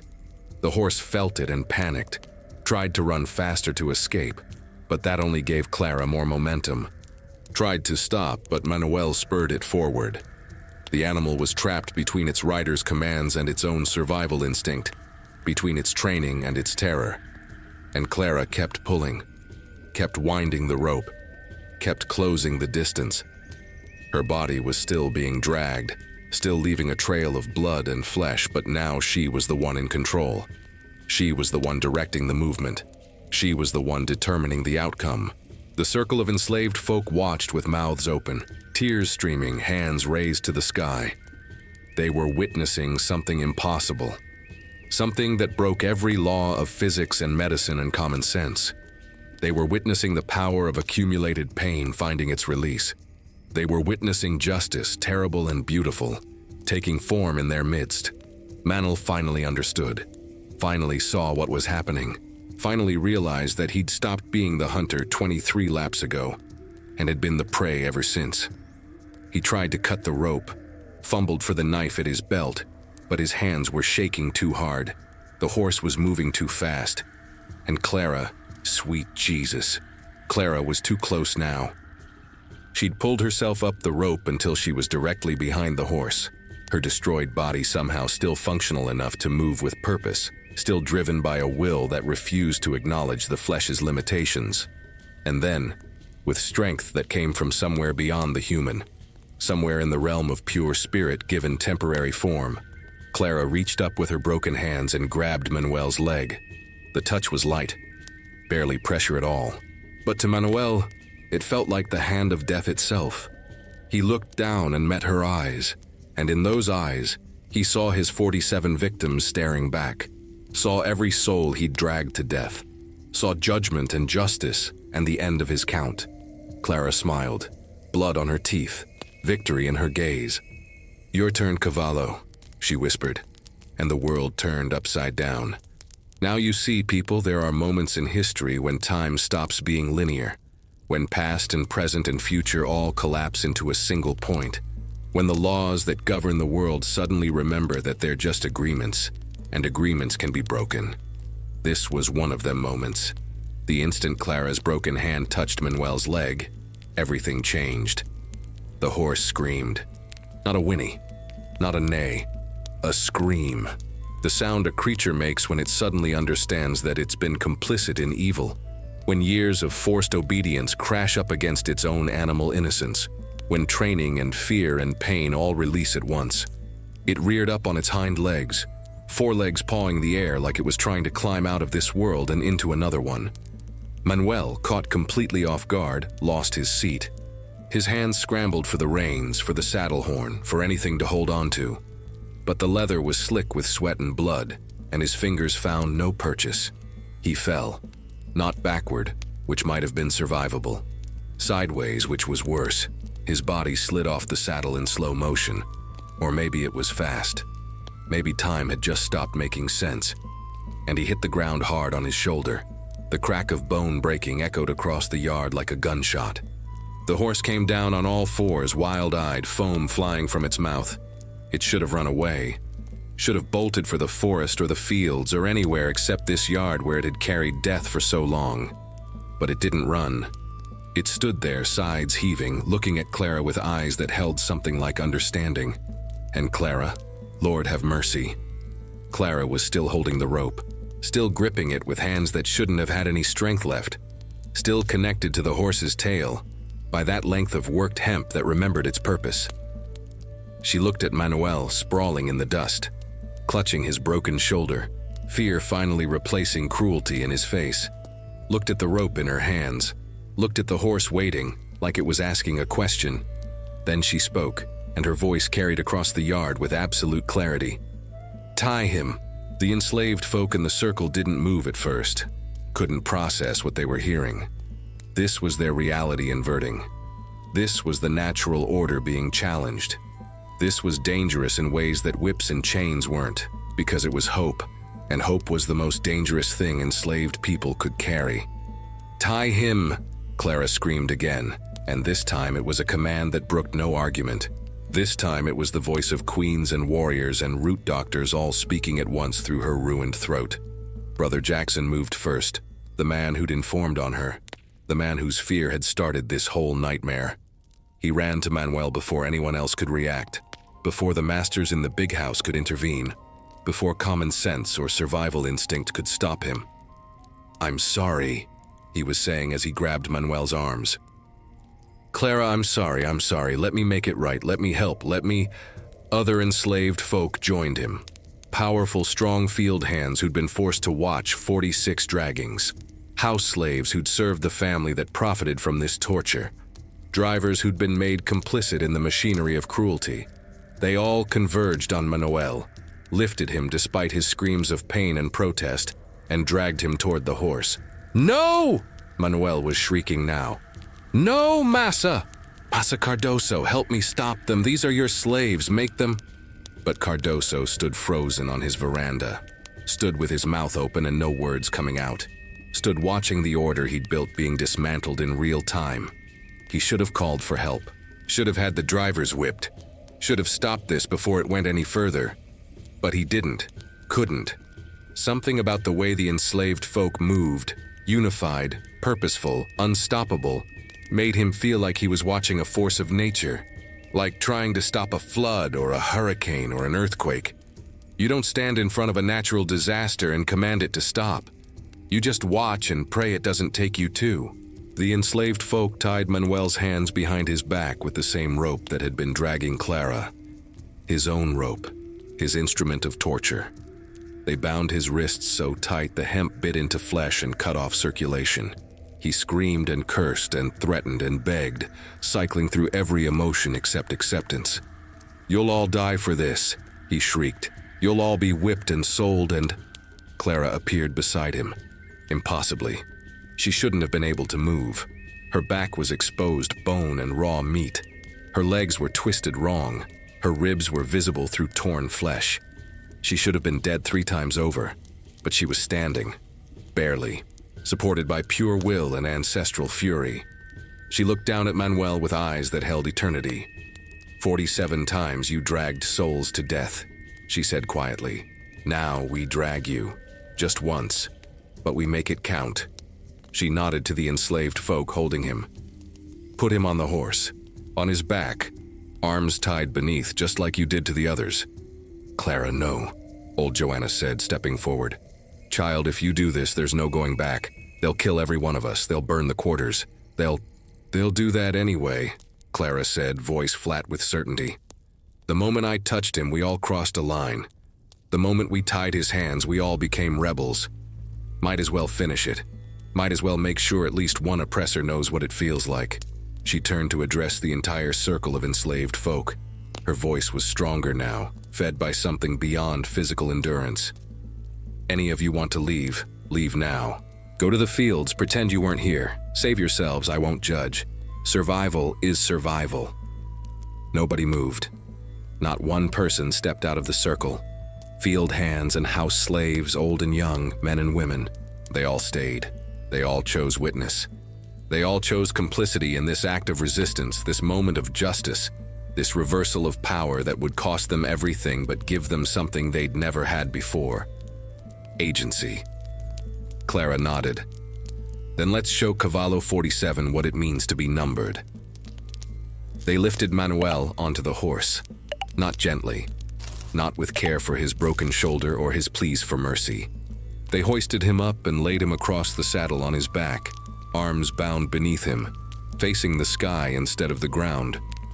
The rope that had been tied to Clara's wrists they now tied to Manuel's, running the other end to the horse's tail just like before. The system was identical. The setup was the same. Only the victim had changed. Manuel was weeping now, not from physical pain, though his shoulder was agony, from fear, from the sudden visceral understanding of what he'd done to 46 people, from feeling the rough ground beneath him, knowing what was coming, having no way to stop it. Please, he sobbed. Please, I have a family, I have children. I was just doing my job, I was just following orders, please. So did they, Clara said, pointing to the enslaved folk around the circle. They all have families, they all have children. They were all just trying to survive. But that didn't stop you, did it? She walked to the horse's head. The animal watched her approach with something that looked like respect, like recognition between two beings who'd both been used as tools of evil, but weren't evil themselves. She put her forehead against the horse's forehead, whispered something in a language older than Portuguese, older than Kimbundu, something from the deep places where humans first learned to communicate with animals. The horse's eyes closed. Its breathing steadied. It understood what was being asked of it. Clara stepped back, raised her hand. The enslaved folk in the circle held their breath. "One lap," she said. "Just one. But we count it as 47. For all the ones he dragged, for all the ones he killed, one lap to represent them all." She brought her hand down in a chopping motion. The horse didn't wait for a whip, didn't need to be spurred or beaten or forced. It ran like it had been waiting years for permission to do this, ran like it was finally being allowed to be something other than an instrument of torture. And Manuel screamed. The sound was inhuman, was the sound of a man who'd inflicted pain for so long he'd forgotten it could happen to him. Was the sound of evil meeting consequence. Was the sound of justice, terrible and absolute, finally arriving after decades of delay. His body hit the ground and skipped like a stone on water.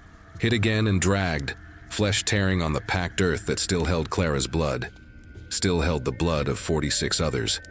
His back, protected his whole life by position and race and power, met the stones and rough patches that he'd forced so many others to know. The enslaved folk counted together, not one like Manuel had screamed 47 times, but names. The names of the 46 who died before this moment. "Damas de Dahomey," they shouted as the horse completed a quarter of the circle. "Maria das Dores," as it reached halfway. "João Benguela," as it rounded the third quarter. "Ana de Angola," as it approached completion.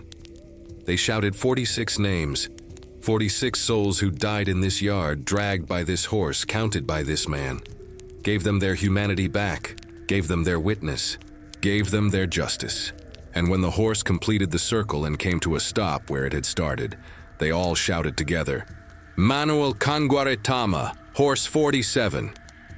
The horse stopped, stood breathing hard. Manuel's body lay twisted in the dust behind it, still attached by the rope. He was alive, barely, broken in ways that went beyond bone and flesh, broken in spirit, in pride, in the certainty that had allowed him to brutalize others without consequence. Clara walked to where he lay, looked down at his destroyed body, saw her own suffering reflected back at her, felt no satisfaction, no joy, just a terrible, hollow sense of completion. "You live," she said quietly. Not as mercy, as witness. You live to remember what you did. You live to carry the weight of 46 souls. You live so others can see that evil has consequence. Even here, even now, even in this place of chains and whips and masters who think they're gods. She turned to old Joanna. Cut him loose. Joanna did, using a knife to sever the rope that connected Manuel to the horse. The man didn't move, just lay there staring at the sky, mouth open. Something fundamental broken inside him that no doctor could fix. Clara looked at the assembled enslaved folk, at Brother Jackson with tears streaming down his face, at old Joanna with pride and fear mixing in her eyes, at the young ones who'd just seen the impossible made real, at the old ones who'd lived their whole lives waiting for a moment like this. "It's done," she said simply. "The count is complete." And then she collapsed, fell into the dust beside Manuel, her broken body finally accepting that it couldn't carry her anymore. The last of her strength had been used. The ancestors withdrew. The rope went slack. The horse walked away toward the forest, never to be used for dragging again. The enslaved folk rushed to Clara's side, lifted her gently, carried her back toward the quarters while the masters and overseers watched in stunned silence, unable to process what they'd just witnessed, unable to respond to this fundamental challenge to everything their world was built on. Maria Chica, weak but alive, pushed through the crowd to her mother's side. Clara opened her eyes one more time, saw her daughter, smiled. "You ate the bread," she whispered. "That's all that matters." Then her eyes closed, and the darkness took her. But the story, child, the story was just beginning. Now listen here, child, 'cause I need to take you back just a moment. Back to that instant when Clara's hand touched Manuel's leg, and the world decided to flip itself over like a coin spinning in the air. And when it landed, everything was different. See, in them days of deep sorrow, there were rules. Unspoken rules. Rules written in blood and enforced with iron. Rules that said masters give orders and slaves obey. Rules that said white skin commands and black skin submits. Rules that said the powerful stay powerful and the powerless stay powerless. World without end? Amen. But rules? Child, rules are just agreements. And what's agreed can be disagreed. What's built can be torn down.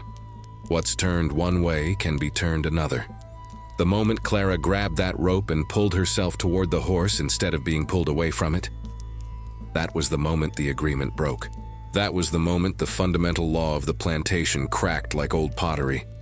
That was the moment when 46 ghosts and 100 ancestors and every enslaved soul watching said together, "No more." When Manuel hit the ground, the sound wasn't just bone-breaking. Was the sound of hierarchy shattering? Was the sound of the natural order being challenged? Was the sound of consequence finally catching up to a man who'd outrun it for too long? He lay there in the dust, clutching his shoulder, staring up at the sky.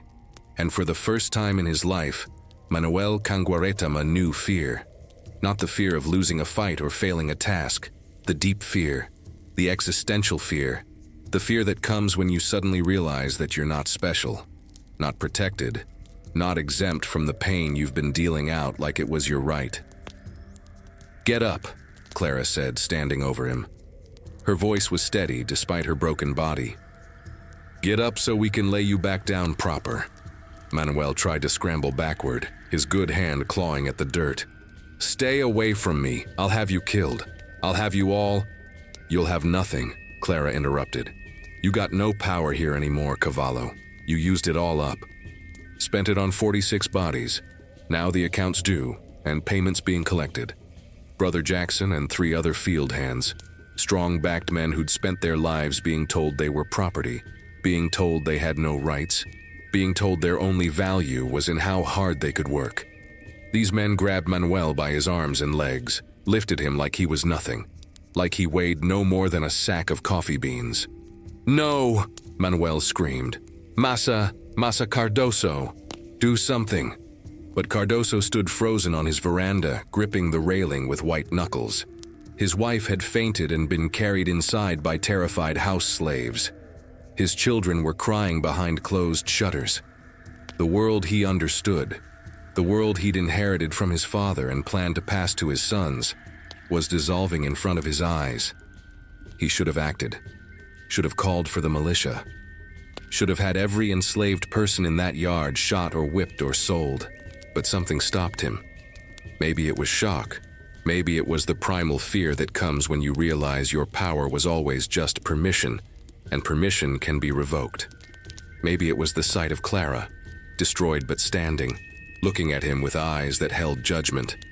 Or maybe it was the drum, that drum in the woods that had been beating all morning, steady and deep. The drum that sounded like heartbeat, like thunder, like the earth itself waking up angry. The drum that reminded him there were forces in this world, older than plantations, older than Portugal, older than the very concept of masters and slaves. They carried Manuel to the horse. The stallion stood calm now, like it was waiting for this moment, like it had been waiting years for permission to be part of justice instead of injustice. Its eyes were clear. Its breathing was steady. When Clara approached and put her hand on its neck, the animal leaned into her touch like she was an old friend. "You've been forced to carry death," she whispered to the horse in Kimbundu. "Now you carry justice. After this, you're free. Run to the forest. Find the wild horses. Forget this place. Forget us. Just be what you were meant to be before they broke you to their service." The horse nickered softly. Understanding passed between woman and animal, the kind of understanding that exists beyond language, in the space where souls recognize each other. The enslaved folk lifted Manuel onto the horse's back. He fought them, screaming and cursing, his broken shoulder making his resistance pathetic rather than effective. They positioned him face up, arms tied beneath, the rope running from his bound wrists to the horse's tail. "This is murder," Manuel shrieked. "This is rebellion. You'll all hang for this." "Maybe," old Joanna said, standing at the edge of the circle with her medicine bag clutched to her chest. "Maybe we all die tomorrow. Maybe the masters bring the militia and kill every soul in these quarters. But today we're alive. Today we got witness. Today we got justice, and if tomorrow never comes for us, at least we had today." The other enslaved folk murmured agreement. They'd crossed a line. They all knew it. The moment they touched Manuel, the moment they tied his hands, the moment they lifted him onto that horse, they'd committed the unforgivable sin of treating a white man like he was property, of making him feel what they felt, of reversing the roles. There would be consequences, terrible consequences, consequences written in blood and fire, but that was tomorrow's problem. Today, they had this moment, this one shining moment of agency, this brief window where they got to choose instead of being chosen for. Clara stood before the assembled crowd. Every enslaved person on the plantation was there now. Workers who'd run from the fields when they heard the singing, kitchen slaves who'd abandoned their posts, even the children who'd been kept inside but snuck out to watch. They formed a circle around the yard, around Clara, around Manuel tied to the horse, around this moment that would echo through generations. 46 times this man dragged souls to death, Clara said, her voice carrying across the yard with preternatural clarity. 46 men and women and even children. Dragged them for crimes that weren't crimes, for stealing food to feed their babies, for looking proud, for moving too slow, for being human when they were supposed to be property. She paused, let the words sink in. He kept count, made notches on his saddle, bragged about his 47 like killing was sport, like suffering was entertainment, like our pain was his pleasure. Manuel was weeping now, snot and tears mixing on his face. "I was following orders," he sobbed. "I was doing my job. The massa told me to—" "The massa told you to be cruel?" Clara asked. "Told you to smile while you whipped? Told you to whistle while you tied the rope? Told you to count bodies like coins?" She shook her head.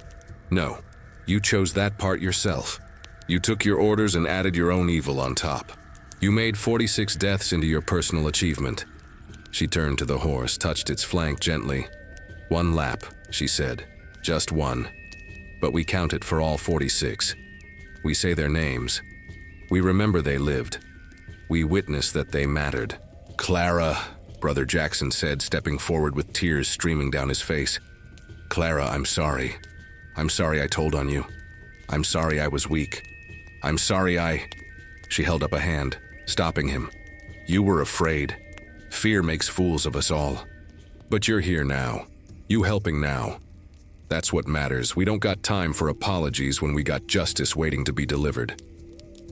She looked around the circle one more time. Last chance. Anyone wants to leave, leave now. Go back to the fields. Pretend you weren't here. Save yourself. I won't judge. Survival ain't cowardice. Not one person moved. Not one person stepped out of the circle. They all stayed, united in this act of collective resistance, this moment of communal justice, this brief window where the powerless became powerful. Clara nodded, raised her hand. The enslaved folk held their breath. And in that moment, before the hand fell, before the horse ran, before Manuel's body hit the ground, time seemed to stop. The whole world paused to witness. The sun hung frozen in the sky. The wind held its breath. Even the drum in the woods went silent, like it was waiting for confirmation that yes, this was really happening. Yes, the world was really turning over. Yes, justice was really possible even here, even now, even for them.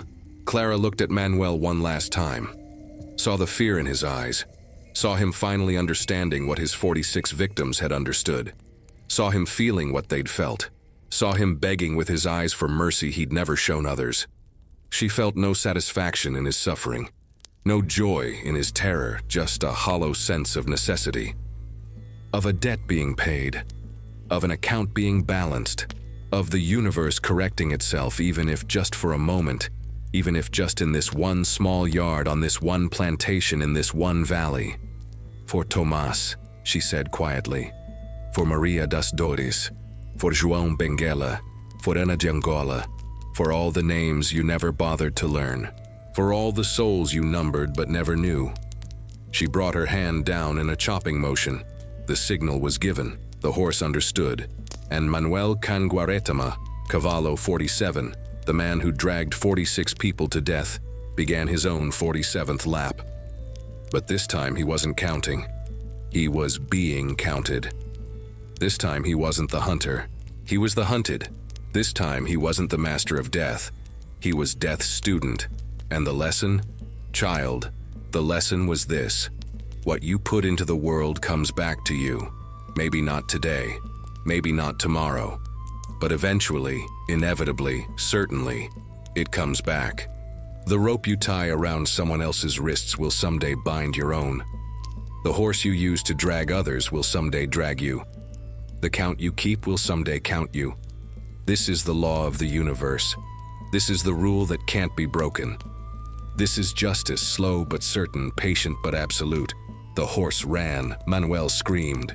The enslaved folk counted names, and the world turned upside down right there in the dust and blood of a Rio Velho plantation, on a morning that started with cruelty and ended with consequence.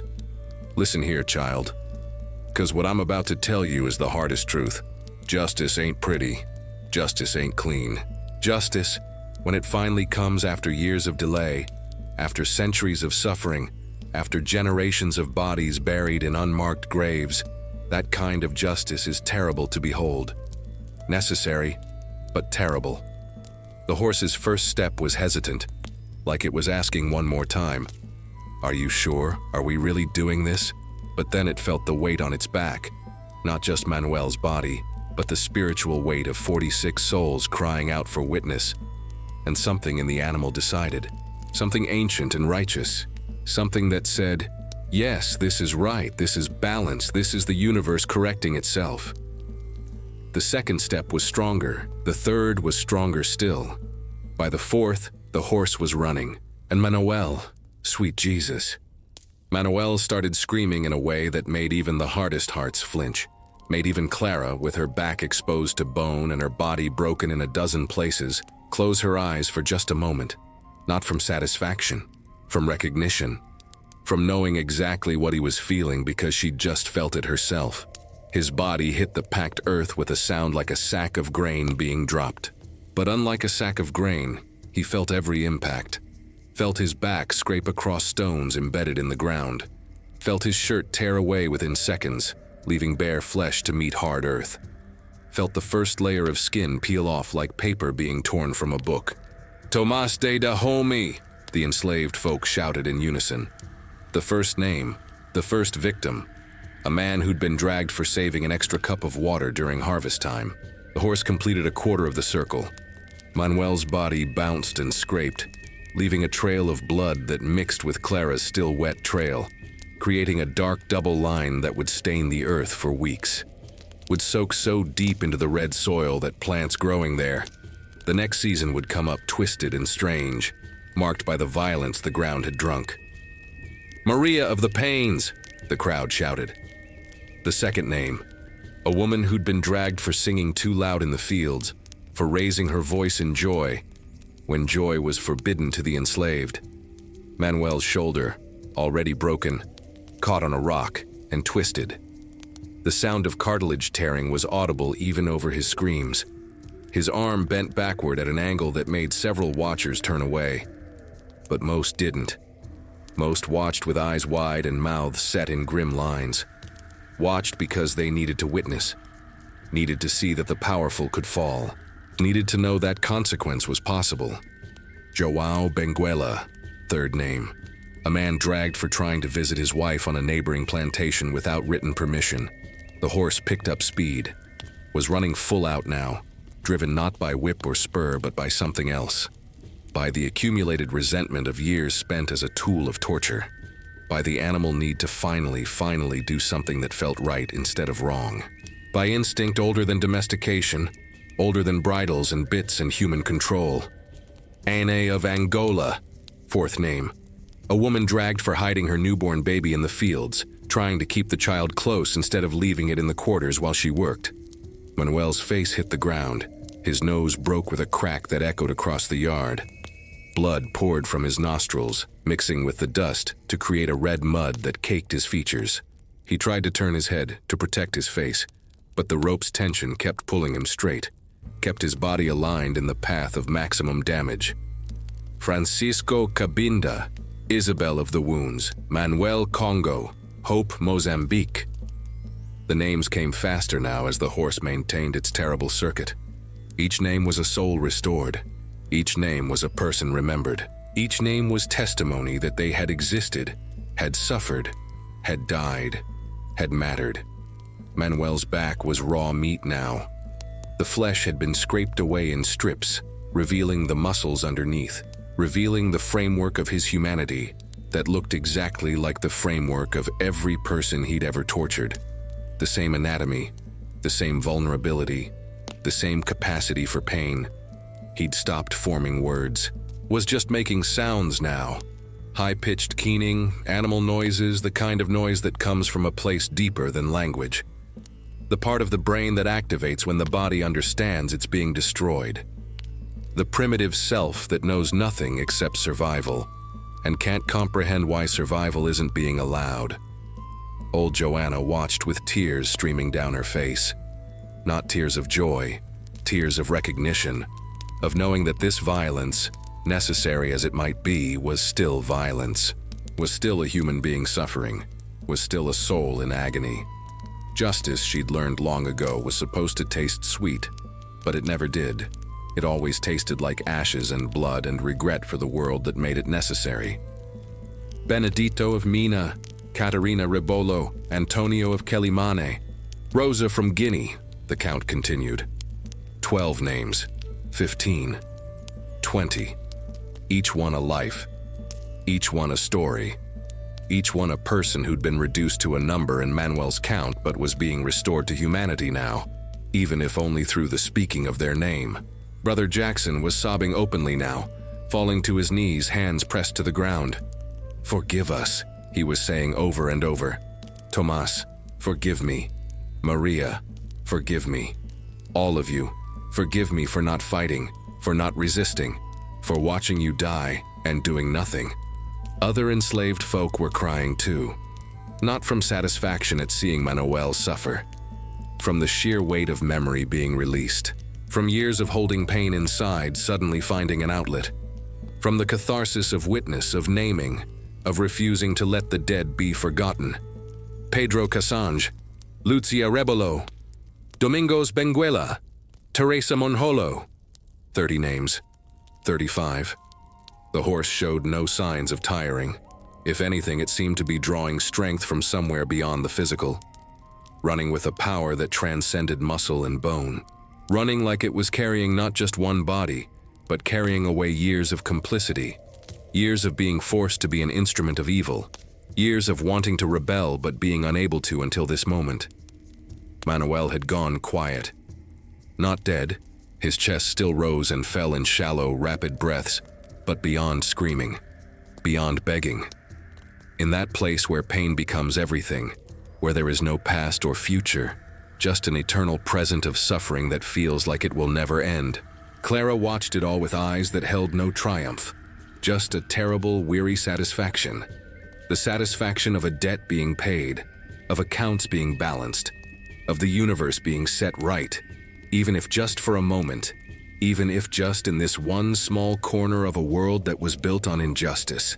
Joaquim Cabinda, Mariana Mina, Sebastião Mozambique, Joanna Angola. 40 names. 41. 42. Getting close now. Getting close to the completion of the count. Getting close to the moment when the circle would close, when the account would be settled, when Manuel's 47 would finally be complete. The horse rounded the final quarter of the circle.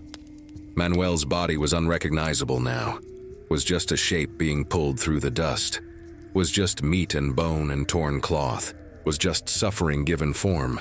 Vicente Congo, Clara Guiné, Mateus Quelimane, Inez Rebolo. 46 names, 46 souls, 46 people who died screaming in this yard, pulled by this horse, counted by this man. All of them witnessed now, all of them named, all of them remembered. The horse slowed as it approached the starting point.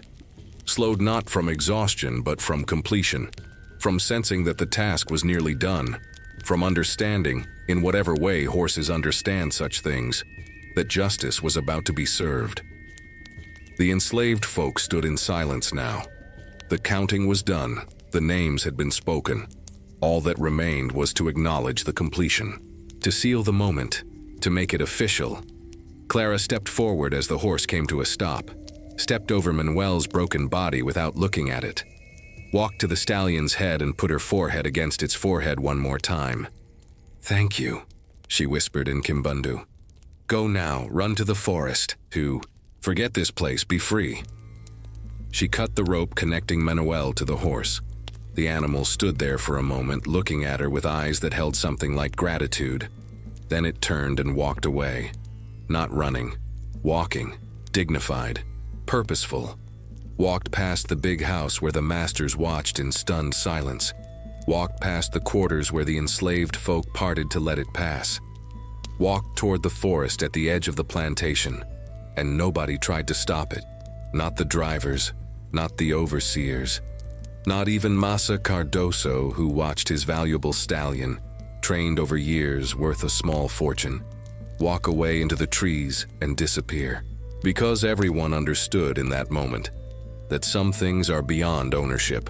Some acts of rebellion are so pure, so necessary, so right, that trying to stop them would be like trying to stop the tide or the wind or the sun from rising.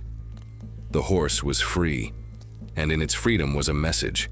If a horse can choose justice over obedience, if an animal can rebel against its training, then what excuse did humans have for accepting chains? Clara turned back to Manuel. He was alive, barely. His eyes were open, staring at nothing. His mouth moved, but no sound came out. He was broken in ways that went far beyond the physical, broken in spirit, in pride, in the certainty that had allowed him to be a monster. 47, Clara said quietly, looking down at him. Your count is complete. You got your number, but you were wrong about what it meant. It didn't make you powerful, it made you accountable. And now the account is paid. She knelt beside him, wincing as the movement pulled at her destroyed back. Leaned close so only he could hear. You live, not as reward, as punishment. You live to remember. To carry this moment with you every day for the rest of your miserable life. To wake up every morning knowing what it feels like. To never forget that you are not special, not exempt, not above consequence. She stood up with effort, swaying slightly. Take him to wherever, I don't care. Just get him out of my sight. Two drivers lifted Manuel carefully, almost tenderly, carried him away toward his cabin.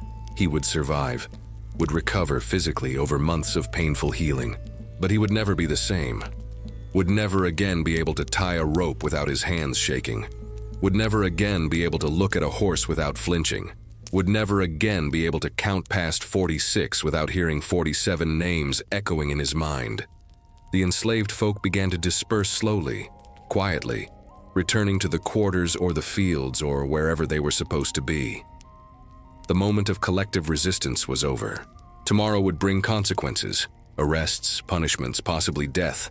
But today they had witnessed justice, had participated in it, had briefly, gloriously been agents instead of victims.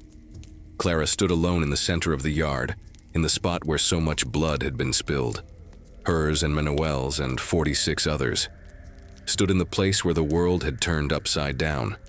Stood in the epicenter of a moment that would echo through generations. And then her legs gave out and she collapsed into the dust, her broken body finally admitting it couldn't carry her anymore. But she was smiling. Now you see, people, there's dying and then there's dying. There's the kind where the soul leaves and don't look back, and there's the kind where the soul sits at the crossroads between worlds, deciding which path to take. Clara? Child. Clara was at that crossroads for 3 days. They carried her broken body to the quarters and laid her on a wooden board in the corner of her cabin. Maria Chica, still weak from fever but stronger from the bread Clara had stolen, sat beside her mother with wide eyes that understood too much for a 6-year-old child to know. Old Joanna examined Clara's wounds and shook her head. This woman should be dead 3 times over, she whispered to the other elders gathered around. Her back is gone, bones showing, organs exposed. No human body can survive this. But Clara's chest still rose and fell. Shallow breaths barely there, but breathing nonetheless. Her eyes were closed. Her face was peaceful, like she was sleeping instead of dying. Like she'd made peace with whatever was coming next. She's walking with the ancestors, Joanna said. They're deciding if she stays or goes. We can pray, but the choice ain't ours. The quarters fell into a strange silence over those 3 days. Not the silence of fear or oppression, but the silence of vigil, of waiting, of an entire community holding its breath to see if their warrior would return, or if the ancestors would claim her as their own. Massa Cardoso didn't come down from the big house, didn't send for the doctor, didn't order punishments or arrests or reprisals, just stayed inside with his family, the shutters closed. Like if he didn't look at what had happened, it might unhappen itself. Like reality could be denied through willful blindness. Manuel was in his cabin, being tended by a reluctant house slave who'd been ordered to keep him alive. He was conscious but silent, staring at the ceiling with eyes that saw nothing of this world. The physical wounds would heal eventually, but something fundamental had broken inside him. The part that had allowed him to be cruel, the part that had let him count suffering like it was achievement. That part was gone, shattered like pottery thrown against stone. The other overseers and drivers moved through the plantation like ghosts, uncertain of their authority, unsure if the old rules still applied or if everything had changed. They gave orders, but their voices lacked conviction. The enslaved folk obeyed, but slowly with a new look in their eyes that said, "We know we can say no. We saw what happens when we say no. We're only saying yes because we choose to, for now." Everything had shifted. The foundation had cracked. The agreement that held the plantation together, the agreement that some people could own other people, that some suffering was acceptable, that some counting of bodies was justified, that agreement was broken, and everyone knew it. But Clara? Clara was somewhere else entirely. In her spirit walk, she stood at the crossroads. Not a metaphor, an actual crossroads. 3 paths diverged in a place that was neither earth nor sky, neither living world nor land of the dead. A place between heartbeats, between breaths, between one moment and the next. On her left stood her ancestors, her mother, stolen from her in Luanda. Her grandmother, the root doctor. Her great-grandmother, the warrior queen whose name the Portuguese had tried to erase. Behind them, stretching back through generations, stood every woman in her line who'd resisted, who'd fought, who'd refused to be broken. They beckoned to her, called her home, promised rest and peace and an end to pain. On her right stood the 46 souls she'd avenged. Tomás de Dahomey with his proud bearing. Maria das Dores with her voice that had once sung so beautifully. João Benguela with his kind eyes. Ana de Angola with her baby in her arms. All of them whole again, flesh restored, suffering ended. They smiled at her, offered gratitude, extended hands in welcome. Straight ahead was the path back to life, back to her broken body, back to pain and struggle and an uncertain future, back to Maria Chica, back to the quarters, back to a world that would never be the same, but would still be hard, still be cruel, still be built on the suffering of people who looked like her. "Come with us, daughter," her mother said in Kimbundu. "You've done enough. You've earned your rest. Come home." "Stay with us, sister," Tomás said. "You gave us witness, you spoke our names, you turned our 46 into something holy. Stay and be honored." But from the path that led back to life, Clara heard a small voice, weak and frightened, calling for her mama. Maria Chica's voice drifting up from the living world like smoke from a dying fire. Clara looked at her ancestors, looked at the 46, looked down the path toward her daughter. "I want to rest," she said quietly. "Lord knows I'm tired. Tired of pain. Tired of fighting. Tired of living in a world that treats us like property." Her mother nodded. "Then come. Rest is yours. You've earned it 1,000 times over." "But my daughter," Clara whispered. "She's alone. 6 years old and alone in a world that will try to break her like it broke me. Who will teach her to be strong? Who will show her that resistance is possible? Who will tell her the stories of her people, of her ancestors, of where she comes from?" "Others will teach her," her grandmother said. "Old Joanna, the community, she won't be alone." "But she'll be alone without her mother," Clara replied. "And I know what that feels like, knew it from age 7. Wouldn't wish it on my worst enemy, much less my own child." The 46 looked at each other. Tomás stepped forward. "Sister, you don't owe this world anything more. You've given blood and flesh and pain. You've given witness and justice and courage. You can rest now." Clara looked at him with eyes that held oceans. "I know I don't owe this world nothing, but I owe my daughter everything. I owe her a mother. I owe her stories. I owe her the knowledge that she comes from warriors, from root doctors, from women who survived the Middle Passage and still found ways to love, to fight, to hope." She turned to her mother. "Mama, I'll come home someday, I promise, but not today. Today I choose life. Today I choose my daughter. Today I choose one more morning, one more story, one more chance to show her that we're more than what they tried to make us." Her mother smiled sadly. "I understand, daughter. A mother's love is stronger than death itself. Go back, but know that when your time truly comes, we'll be here waiting. All of us, ready to welcome you home." The ancestors began to fade, stepping back into the mist that separated worlds. The 46 bowed to Clara in respect, their forms dissolving like smoke in wind.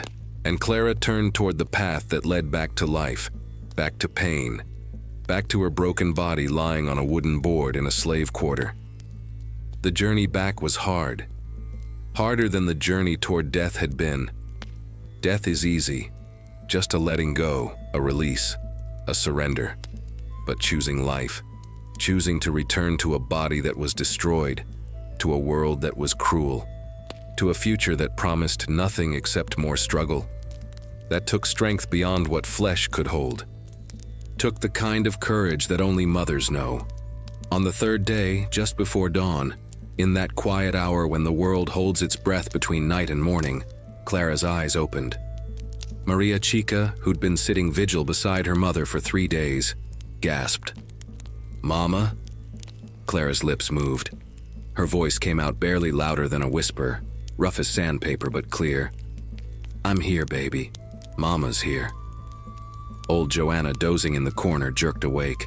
She rushed to Clara's side, felt her forehead, checked her pulse, examined her with the practiced hands of someone who'd delivered babies, and closed the eyes of the dying for 50 years. "Mercy me," Joanna breathed. "Child, you were gone. I swear on my life you were gone. How?" "The ancestors sent me back," Clara whispered. "Said I still got work to do. Said my daughter needs her mama more than they need another spirit." Tears streamed down Joanna's weathered face. "Well, praise be. Praise be to every saint and spirit and ancestor. You stubborn, powerful woman. Death itself couldn't hold you." Word spread through the quarters like wildfire. The woman who'd been dragged 47 times was alive. The woman who'd reversed the count was breathing. The woman who should have died 3 times over had chosen to return. Enslaved folk came to the cabin to witness the miracle, stood in the doorway with tears in their eyes, with hope rekindled in their hearts, with the sudden knowledge that if Clara could survive the impossible, maybe they could too. Maybe suffering wasn't the only end. Maybe there were other possibilities. Maybe the world could change. Brother Jackson came and fell to his knees beside her board. "Clara, Hush," she said softly. "I already forgave you 3 days ago in the yard when you helped tie the rope. We all do what we got to do to survive. The question ain't whether we fail. The question is whether we get back up." He sobbed and pressed his forehead to the edge of her board. "Thank you. Thank you for showing us. Thank you for being strong when we were weak." Clara reached out with a hand that was more bandage than flesh and touched his head gently. "We're all strong and weak at different times. The trick is being strong together, being weak together, carrying each other when one falls." Over the next hours, as dawn broke over Arroyo Velo plantation, Clara drifted in and out of consciousness. But each time she woke, she squeezed Maria Chica's hand. Each time she whispered stories. Stories of Angola, of warriors, of queens, of the Middle Passage, of survival. "Remember, baby," she whispered during one lucid moment. "You come from people who crossed the ocean in chains and still found ways to sing. You come from people who worked fields until their hands bled and still found ways to love. You come from people who were counted like property and still found ways to count themselves as human." Maria Chica nodded solemnly, understanding more than she should have been able to, aged beyond her years by what she'd witnessed. "You tell these stories, you hear me?" Clara continued. "When I'm gone, and someday I will be gone, you tell your children, and they tell their children, and on until the world can't forget, until the suffering is witnessed, until the names are remembered, until justice is demanded not just once, but forever." "I will, Mama," Maria Chica promised. "I'll remember everything." Clara smiled and closed her eyes again, but this time it was sleep, not death. This time it was rest, not surrender. This time it was a warrior taking a breath before the next battle, not a soul giving up the fight. The sun rose fully over the plantation. The day began. Work resumed, though slower, though different, though changed by what had happened in that yard 3 days prior. And Clara, broken but breathing, destroyed but determined, dead but undying, slept in her corner of the quarters with her daughter's hand in hers and the ancestors watching over her, and the knowledge that she'd chosen life, chosen love, chosen one more day. Death would come for her eventually. Death comes for everyone. But not today. Today she was alive, and that was enough. Listen here, child, 'cause what happened after Clara woke from her 3-day walk with the dead, that's when the real legend began. That's when the story stopped being just about one woman's suffering and became something bigger. Something that would echo through generations. Something that would change how enslaved folk on that plantation saw themselves and their possibilities. The first week after her return, Clara couldn't walk, could barely move.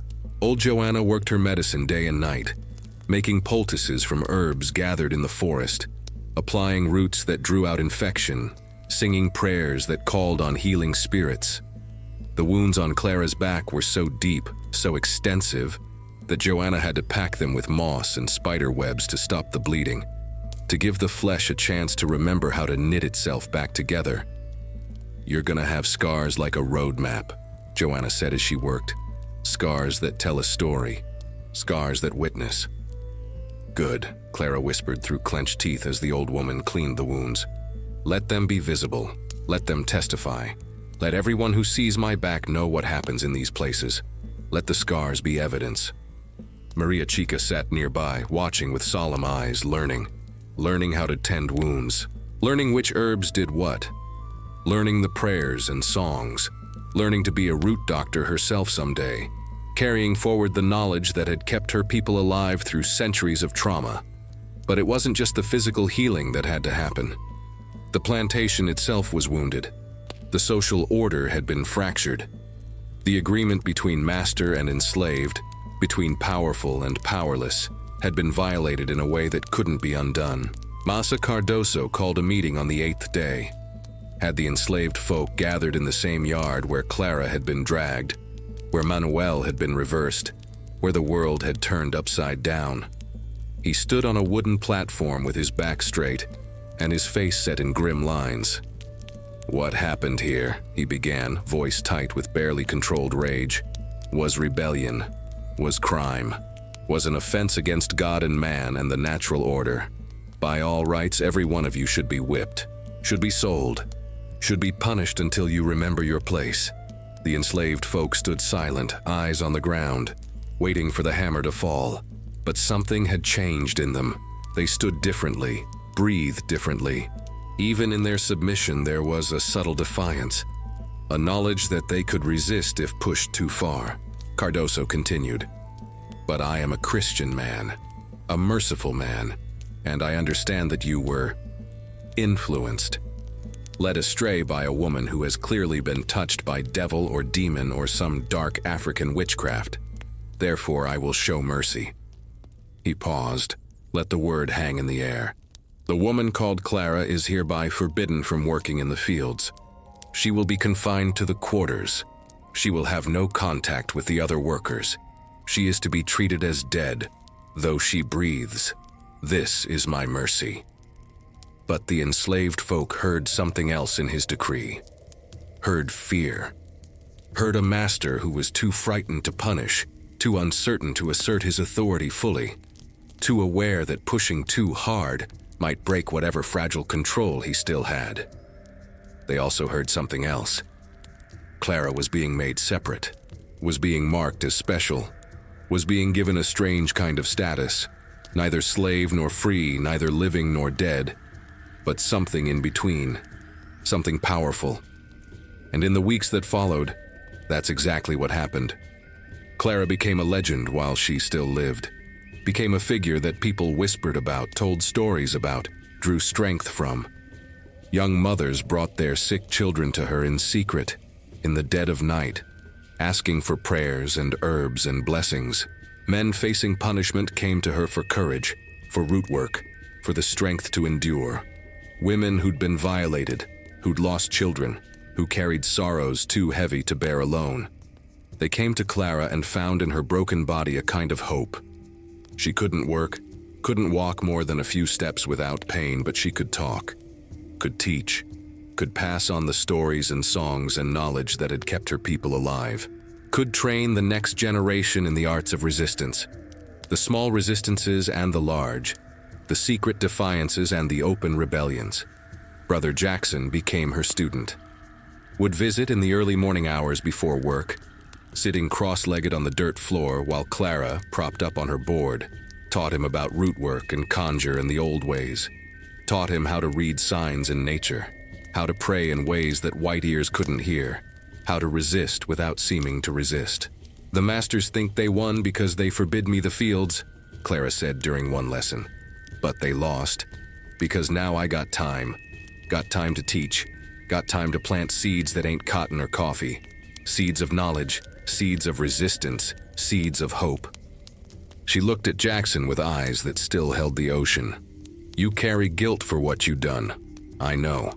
But guilt ain't useful unless it makes you different, makes you better, makes you brave. You want to make amends? Learn everything I teach you. Then teach others. Be the next keeper of the knowledge. Be the next one who remembers. Jackson nodded, tears in his eyes. I will. I swear it. And he did. Over the months that followed, as Clara slowly regained strength, Jackson became a quiet leader among the enslaved folk. Not loud, not obvious, but present, teaching in whispers, sharing knowledge in the dark, keeping the flame alive. Manuel, meanwhile, never recovered. Physically, his wounds healed, the broken bones knitted, the scraped flesh scarred over. But he was hollow inside. Would sit outside his cabin staring at nothing for hours. Would flinch at loud noises. Would wake screaming from nightmares of being dragged. The other overseers avoided him, feared him in a strange way, like his brokenness was contagious. Like getting too close might remind them of their own vulnerability, their own mortality, their own capacity to be reversed. Eventually, Cardoso sent him away. Gave him a small pension and told him to leave the plantation, to go back north, to disappear. Manuel left without protest, without even packing his belongings. Just walked away down the road like a ghost, never to be seen in those parts again. Folks said he died a few years later, alone in some boarding house in Recife. Died in his sleep with his eyes open, staring at something nobody else could see. Died still counting in his dreams, still trying to reach 47, still trapped in the moment when the count reversed, and he became the counted. But Clara lived. Not just survived, lived. Grew stronger as the months passed.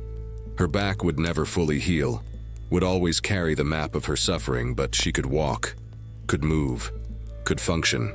And on the first anniversary of the dragging, she did something that made even Cardoso afraid.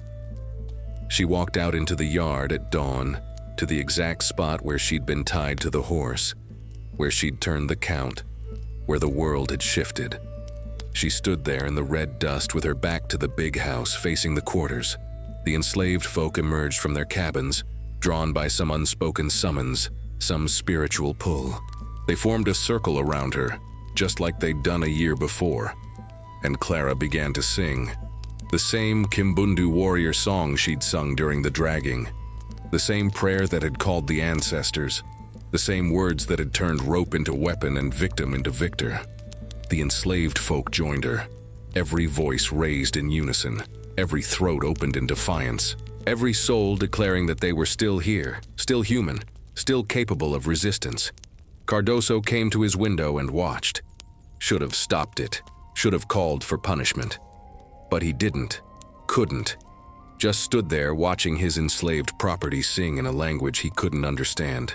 United in a purpose he couldn't control. Celebrating a victory he couldn't deny. When the song ended, Clara raised her arms to the sky.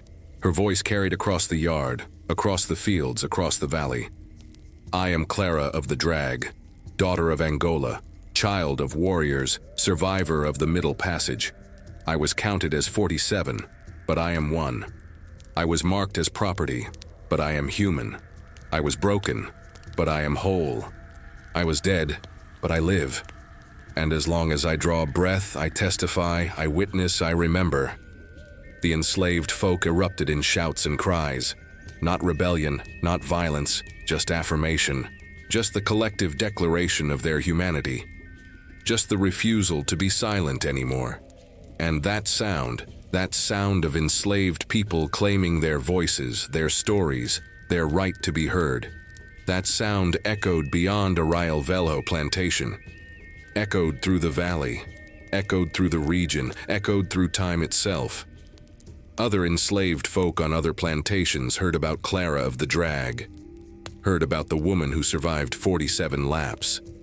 Heard about the reversal, the counting of names, the horse that ran the other way, and in hearing they found courage, found hope, found the knowledge that resistance was possible even in the depths of oppression. The story spread like seeds on wind, changed in the telling, grew larger than life, became legend. But at its core remained the truth. A woman had been broken and had refused to stay broken, had been counted and had counted back, had been dragged through hell and had dragged her oppressor right along with her. And that truth, child, that truth was dangerous, more dangerous than any rebellion, more threatening than any violence, because it proved that the powerful weren't invincible, that the systems built on suffering could crack, that justice, however delayed, however imperfect, was possible. Clara lived another 37 years after the dragging, lived to see her daughter grow up, have children of her own, lived to see Brazil finally abolish slavery in 1888, though she knew abolition on paper wasn't the same as freedom in practice. Lived to see a Real Velho plantation broken up and sold, Cardoso's descendants scattering like leaves in wind. She died in 1884, age 60, in a small house on land she didn't own but occupied anyway, surrounded by grandchildren and great-grandchildren and a community that revered her as a living saint, a warrior, a woman who'd walked with the ancestors and returned to tell the tale. On her deathbed, she called Maria Chica close. Her daughter was 53 now, gray-haired and strong, a root doctor in her own right. "Remember," Clara whispered, her voice still powerful despite her failing body. "Remember the names. Remember the 46. Remember that justice came once, which means it can come again. Remember that I loved you enough to steal bread and face death. Remember that love is stronger than chains." Maria Chica held her mother's hand and nodded through tears. "I remember, Mama, and I'll make sure our children remember, and their children. On and on until the end of time." Clara smiled. "Then my work is done. The ancestors are calling. Time to go home." She closed her eyes and breathed her last, peaceful and unafraid, knowing that her story would outlive her body, that her witness would echo through generations, that her name would be remembered. And it was, and it is, and it will be. Because some stories don't end with death, some stories become seeds. Some stories plant themselves so deep in the soil of human memory that they grow and spread and bear fruit long after the teller is gone. This is one of those stories. This is Clara of the Drag. This is the woman who returned from hell. This is the witness that refuses to be silenced. And now that you've heard it, child, it lives in you too. And you got to pass it on. Got to tell it to the next generation. Got to make sure the names are remembered, the suffering is witnessed, the justice is demanded. Because that's how stories stay alive. That's how the dead continue to speak. That's how the oppressed find their voices even from beyond the grave. Tell it, remember it, live it, and never ever let them make you forget. Now listen here, child, 'cause I need to tell you how this story reaches across time. How it crosses the ocean from Brazil to these United States. How it lives today, right here, right now, in this year of 2025. My name is Thomas Washington, and I'm 83 years old. Born in Georgia in 1942, grandson of a woman named Sarah, who was the granddaughter of Maria Chica, who was the daughter of Clara of the Drag.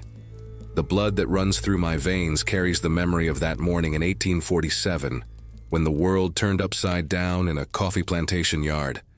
Maria Chica kept her promise to her mother, told the story to her children, and they told their children, and on it went. The story crossed the Atlantic in the minds of descendants who migrated, who sought better lives, who carried their history like precious cargo in the holds of their hearts instead of ships. My grandmother Sarah used to sit me on her knee when I was small, right here in this same rocking chair I'm sitting in now, and she'd tell me about Clara, about the dragging, about the 47 laps, about the rope that remembered and the horse that chose justice and the woman who came back from death because love was stronger than chains. "Remember, Tommy," she'd say, her voice carrying that same cadence, that same rhythm that Clara had used, that Maria Chica had preserved, that got passed down like a sacred song. "Remember that we come from people who survived the impossible. who turned suffering into strength, who counted when they were being counted. I'm telling you this story tonight because it needs to keep living. Because in this year 2025, folks still need to hear that resistance is possible. That justice, however delayed, however imperfect, can come. That one person standing up, one person refusing to be broken can change everything. The old Arrayal Velho plantation? It's gone now.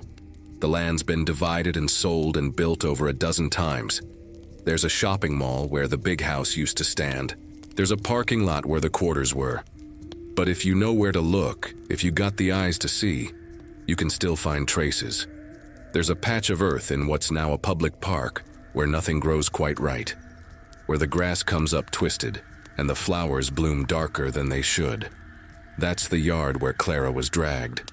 That's the ground that drank so much blood it can't forget. The earth remembers even when people try to forget. And sometimes, local folks say, on certain mornings when the mist is heavy and the sun's just starting to rise, you can hear it. That drum in the woods. That steady, ancient rhythm. Can hear it beating like a heart that refuses to stop. Can hear it calling names in languages that predate slavery. That survive slavery, that outlast slavery. Tomas, Maria, João, Ana. All 46 names being spoken by voices that come from everywhere and nowhere. Being remembered by the land itself. My grandmother Sarah died in 1995, age 93. On her deathbed, she made me promise the same thing Clara made Maria Chica promise. Tell the story, don't let it die, don't let them forget. So I'm telling it. Been telling it for 30 years now. Tell it to my children and grandchildren. Tell it to students when they'll listen. Tell it to anyone who needs to hear that their ancestors were warriors, were survivors, were people who refused to be defined by their oppression. But here's the thing, child, and this is important. So lean in close and listen with your whole soul. This story ain't just about the past. Ain't just about Clara and Manuel and what happened in 1847. It's about now.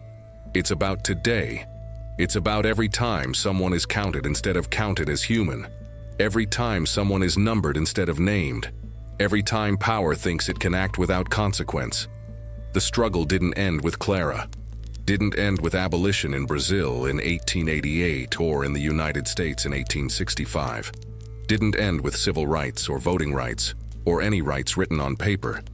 Because rights on paper ain't the same as justice in practice. Freedom by law ain't the same as freedom in life.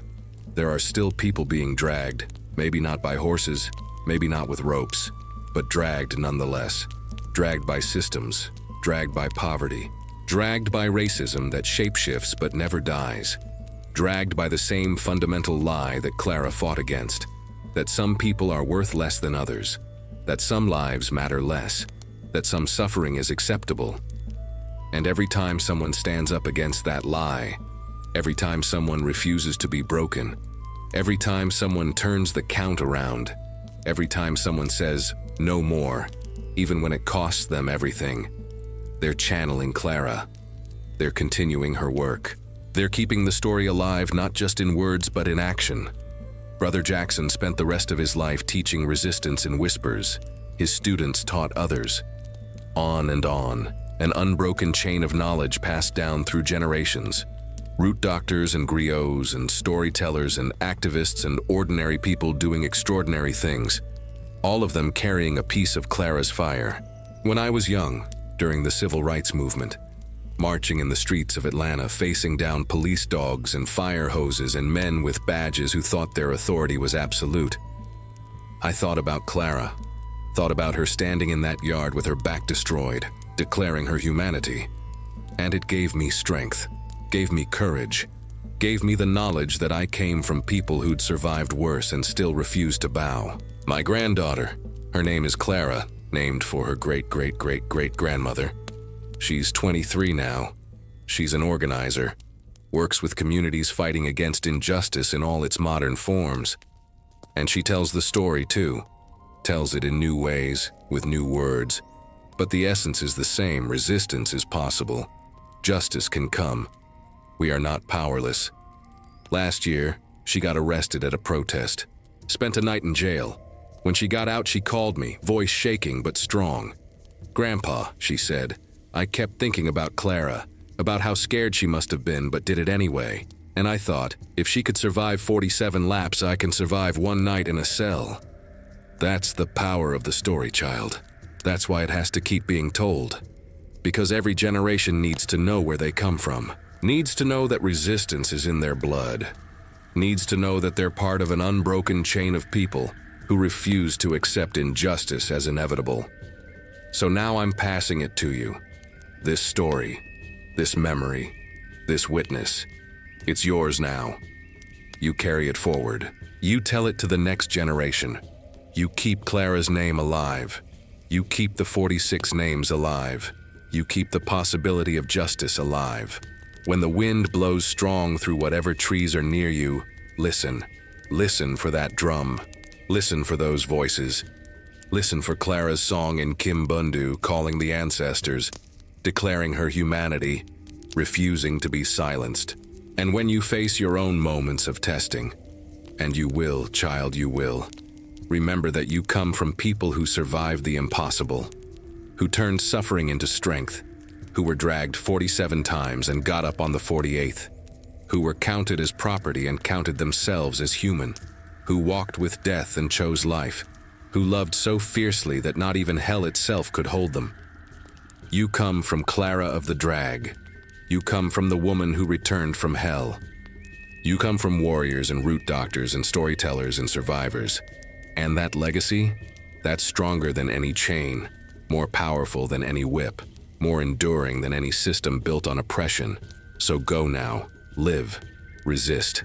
Remember, tell the story, keep the names alive, demand justice, choose love over fear, choose courage over comfort, choose witness over silence. And when your time comes to pass this story to the next generation, you look them in the eye and you say what I'm saying to you now. Who suffered, suffered. Who resisted left memory, and memory we guard here, in the us echoes from the quarters. The story don't end. It just keeps echoing, keeps growing, keeps living through all of us who refuse to forget, who refuse to be silenced, who refuse to accept that the count is complete when justice is still waiting to be delivered. Now you know. Now you remember. Now you carry it forward. Go on, child, the ancestors are watching and they're proud. Echoes from the quarters. This story was told, witnessed, and remembered. May it never be forgotten. May justice always find its count. May resistance always find its rope. May the dragged become the free. Akse, Ase, Amen.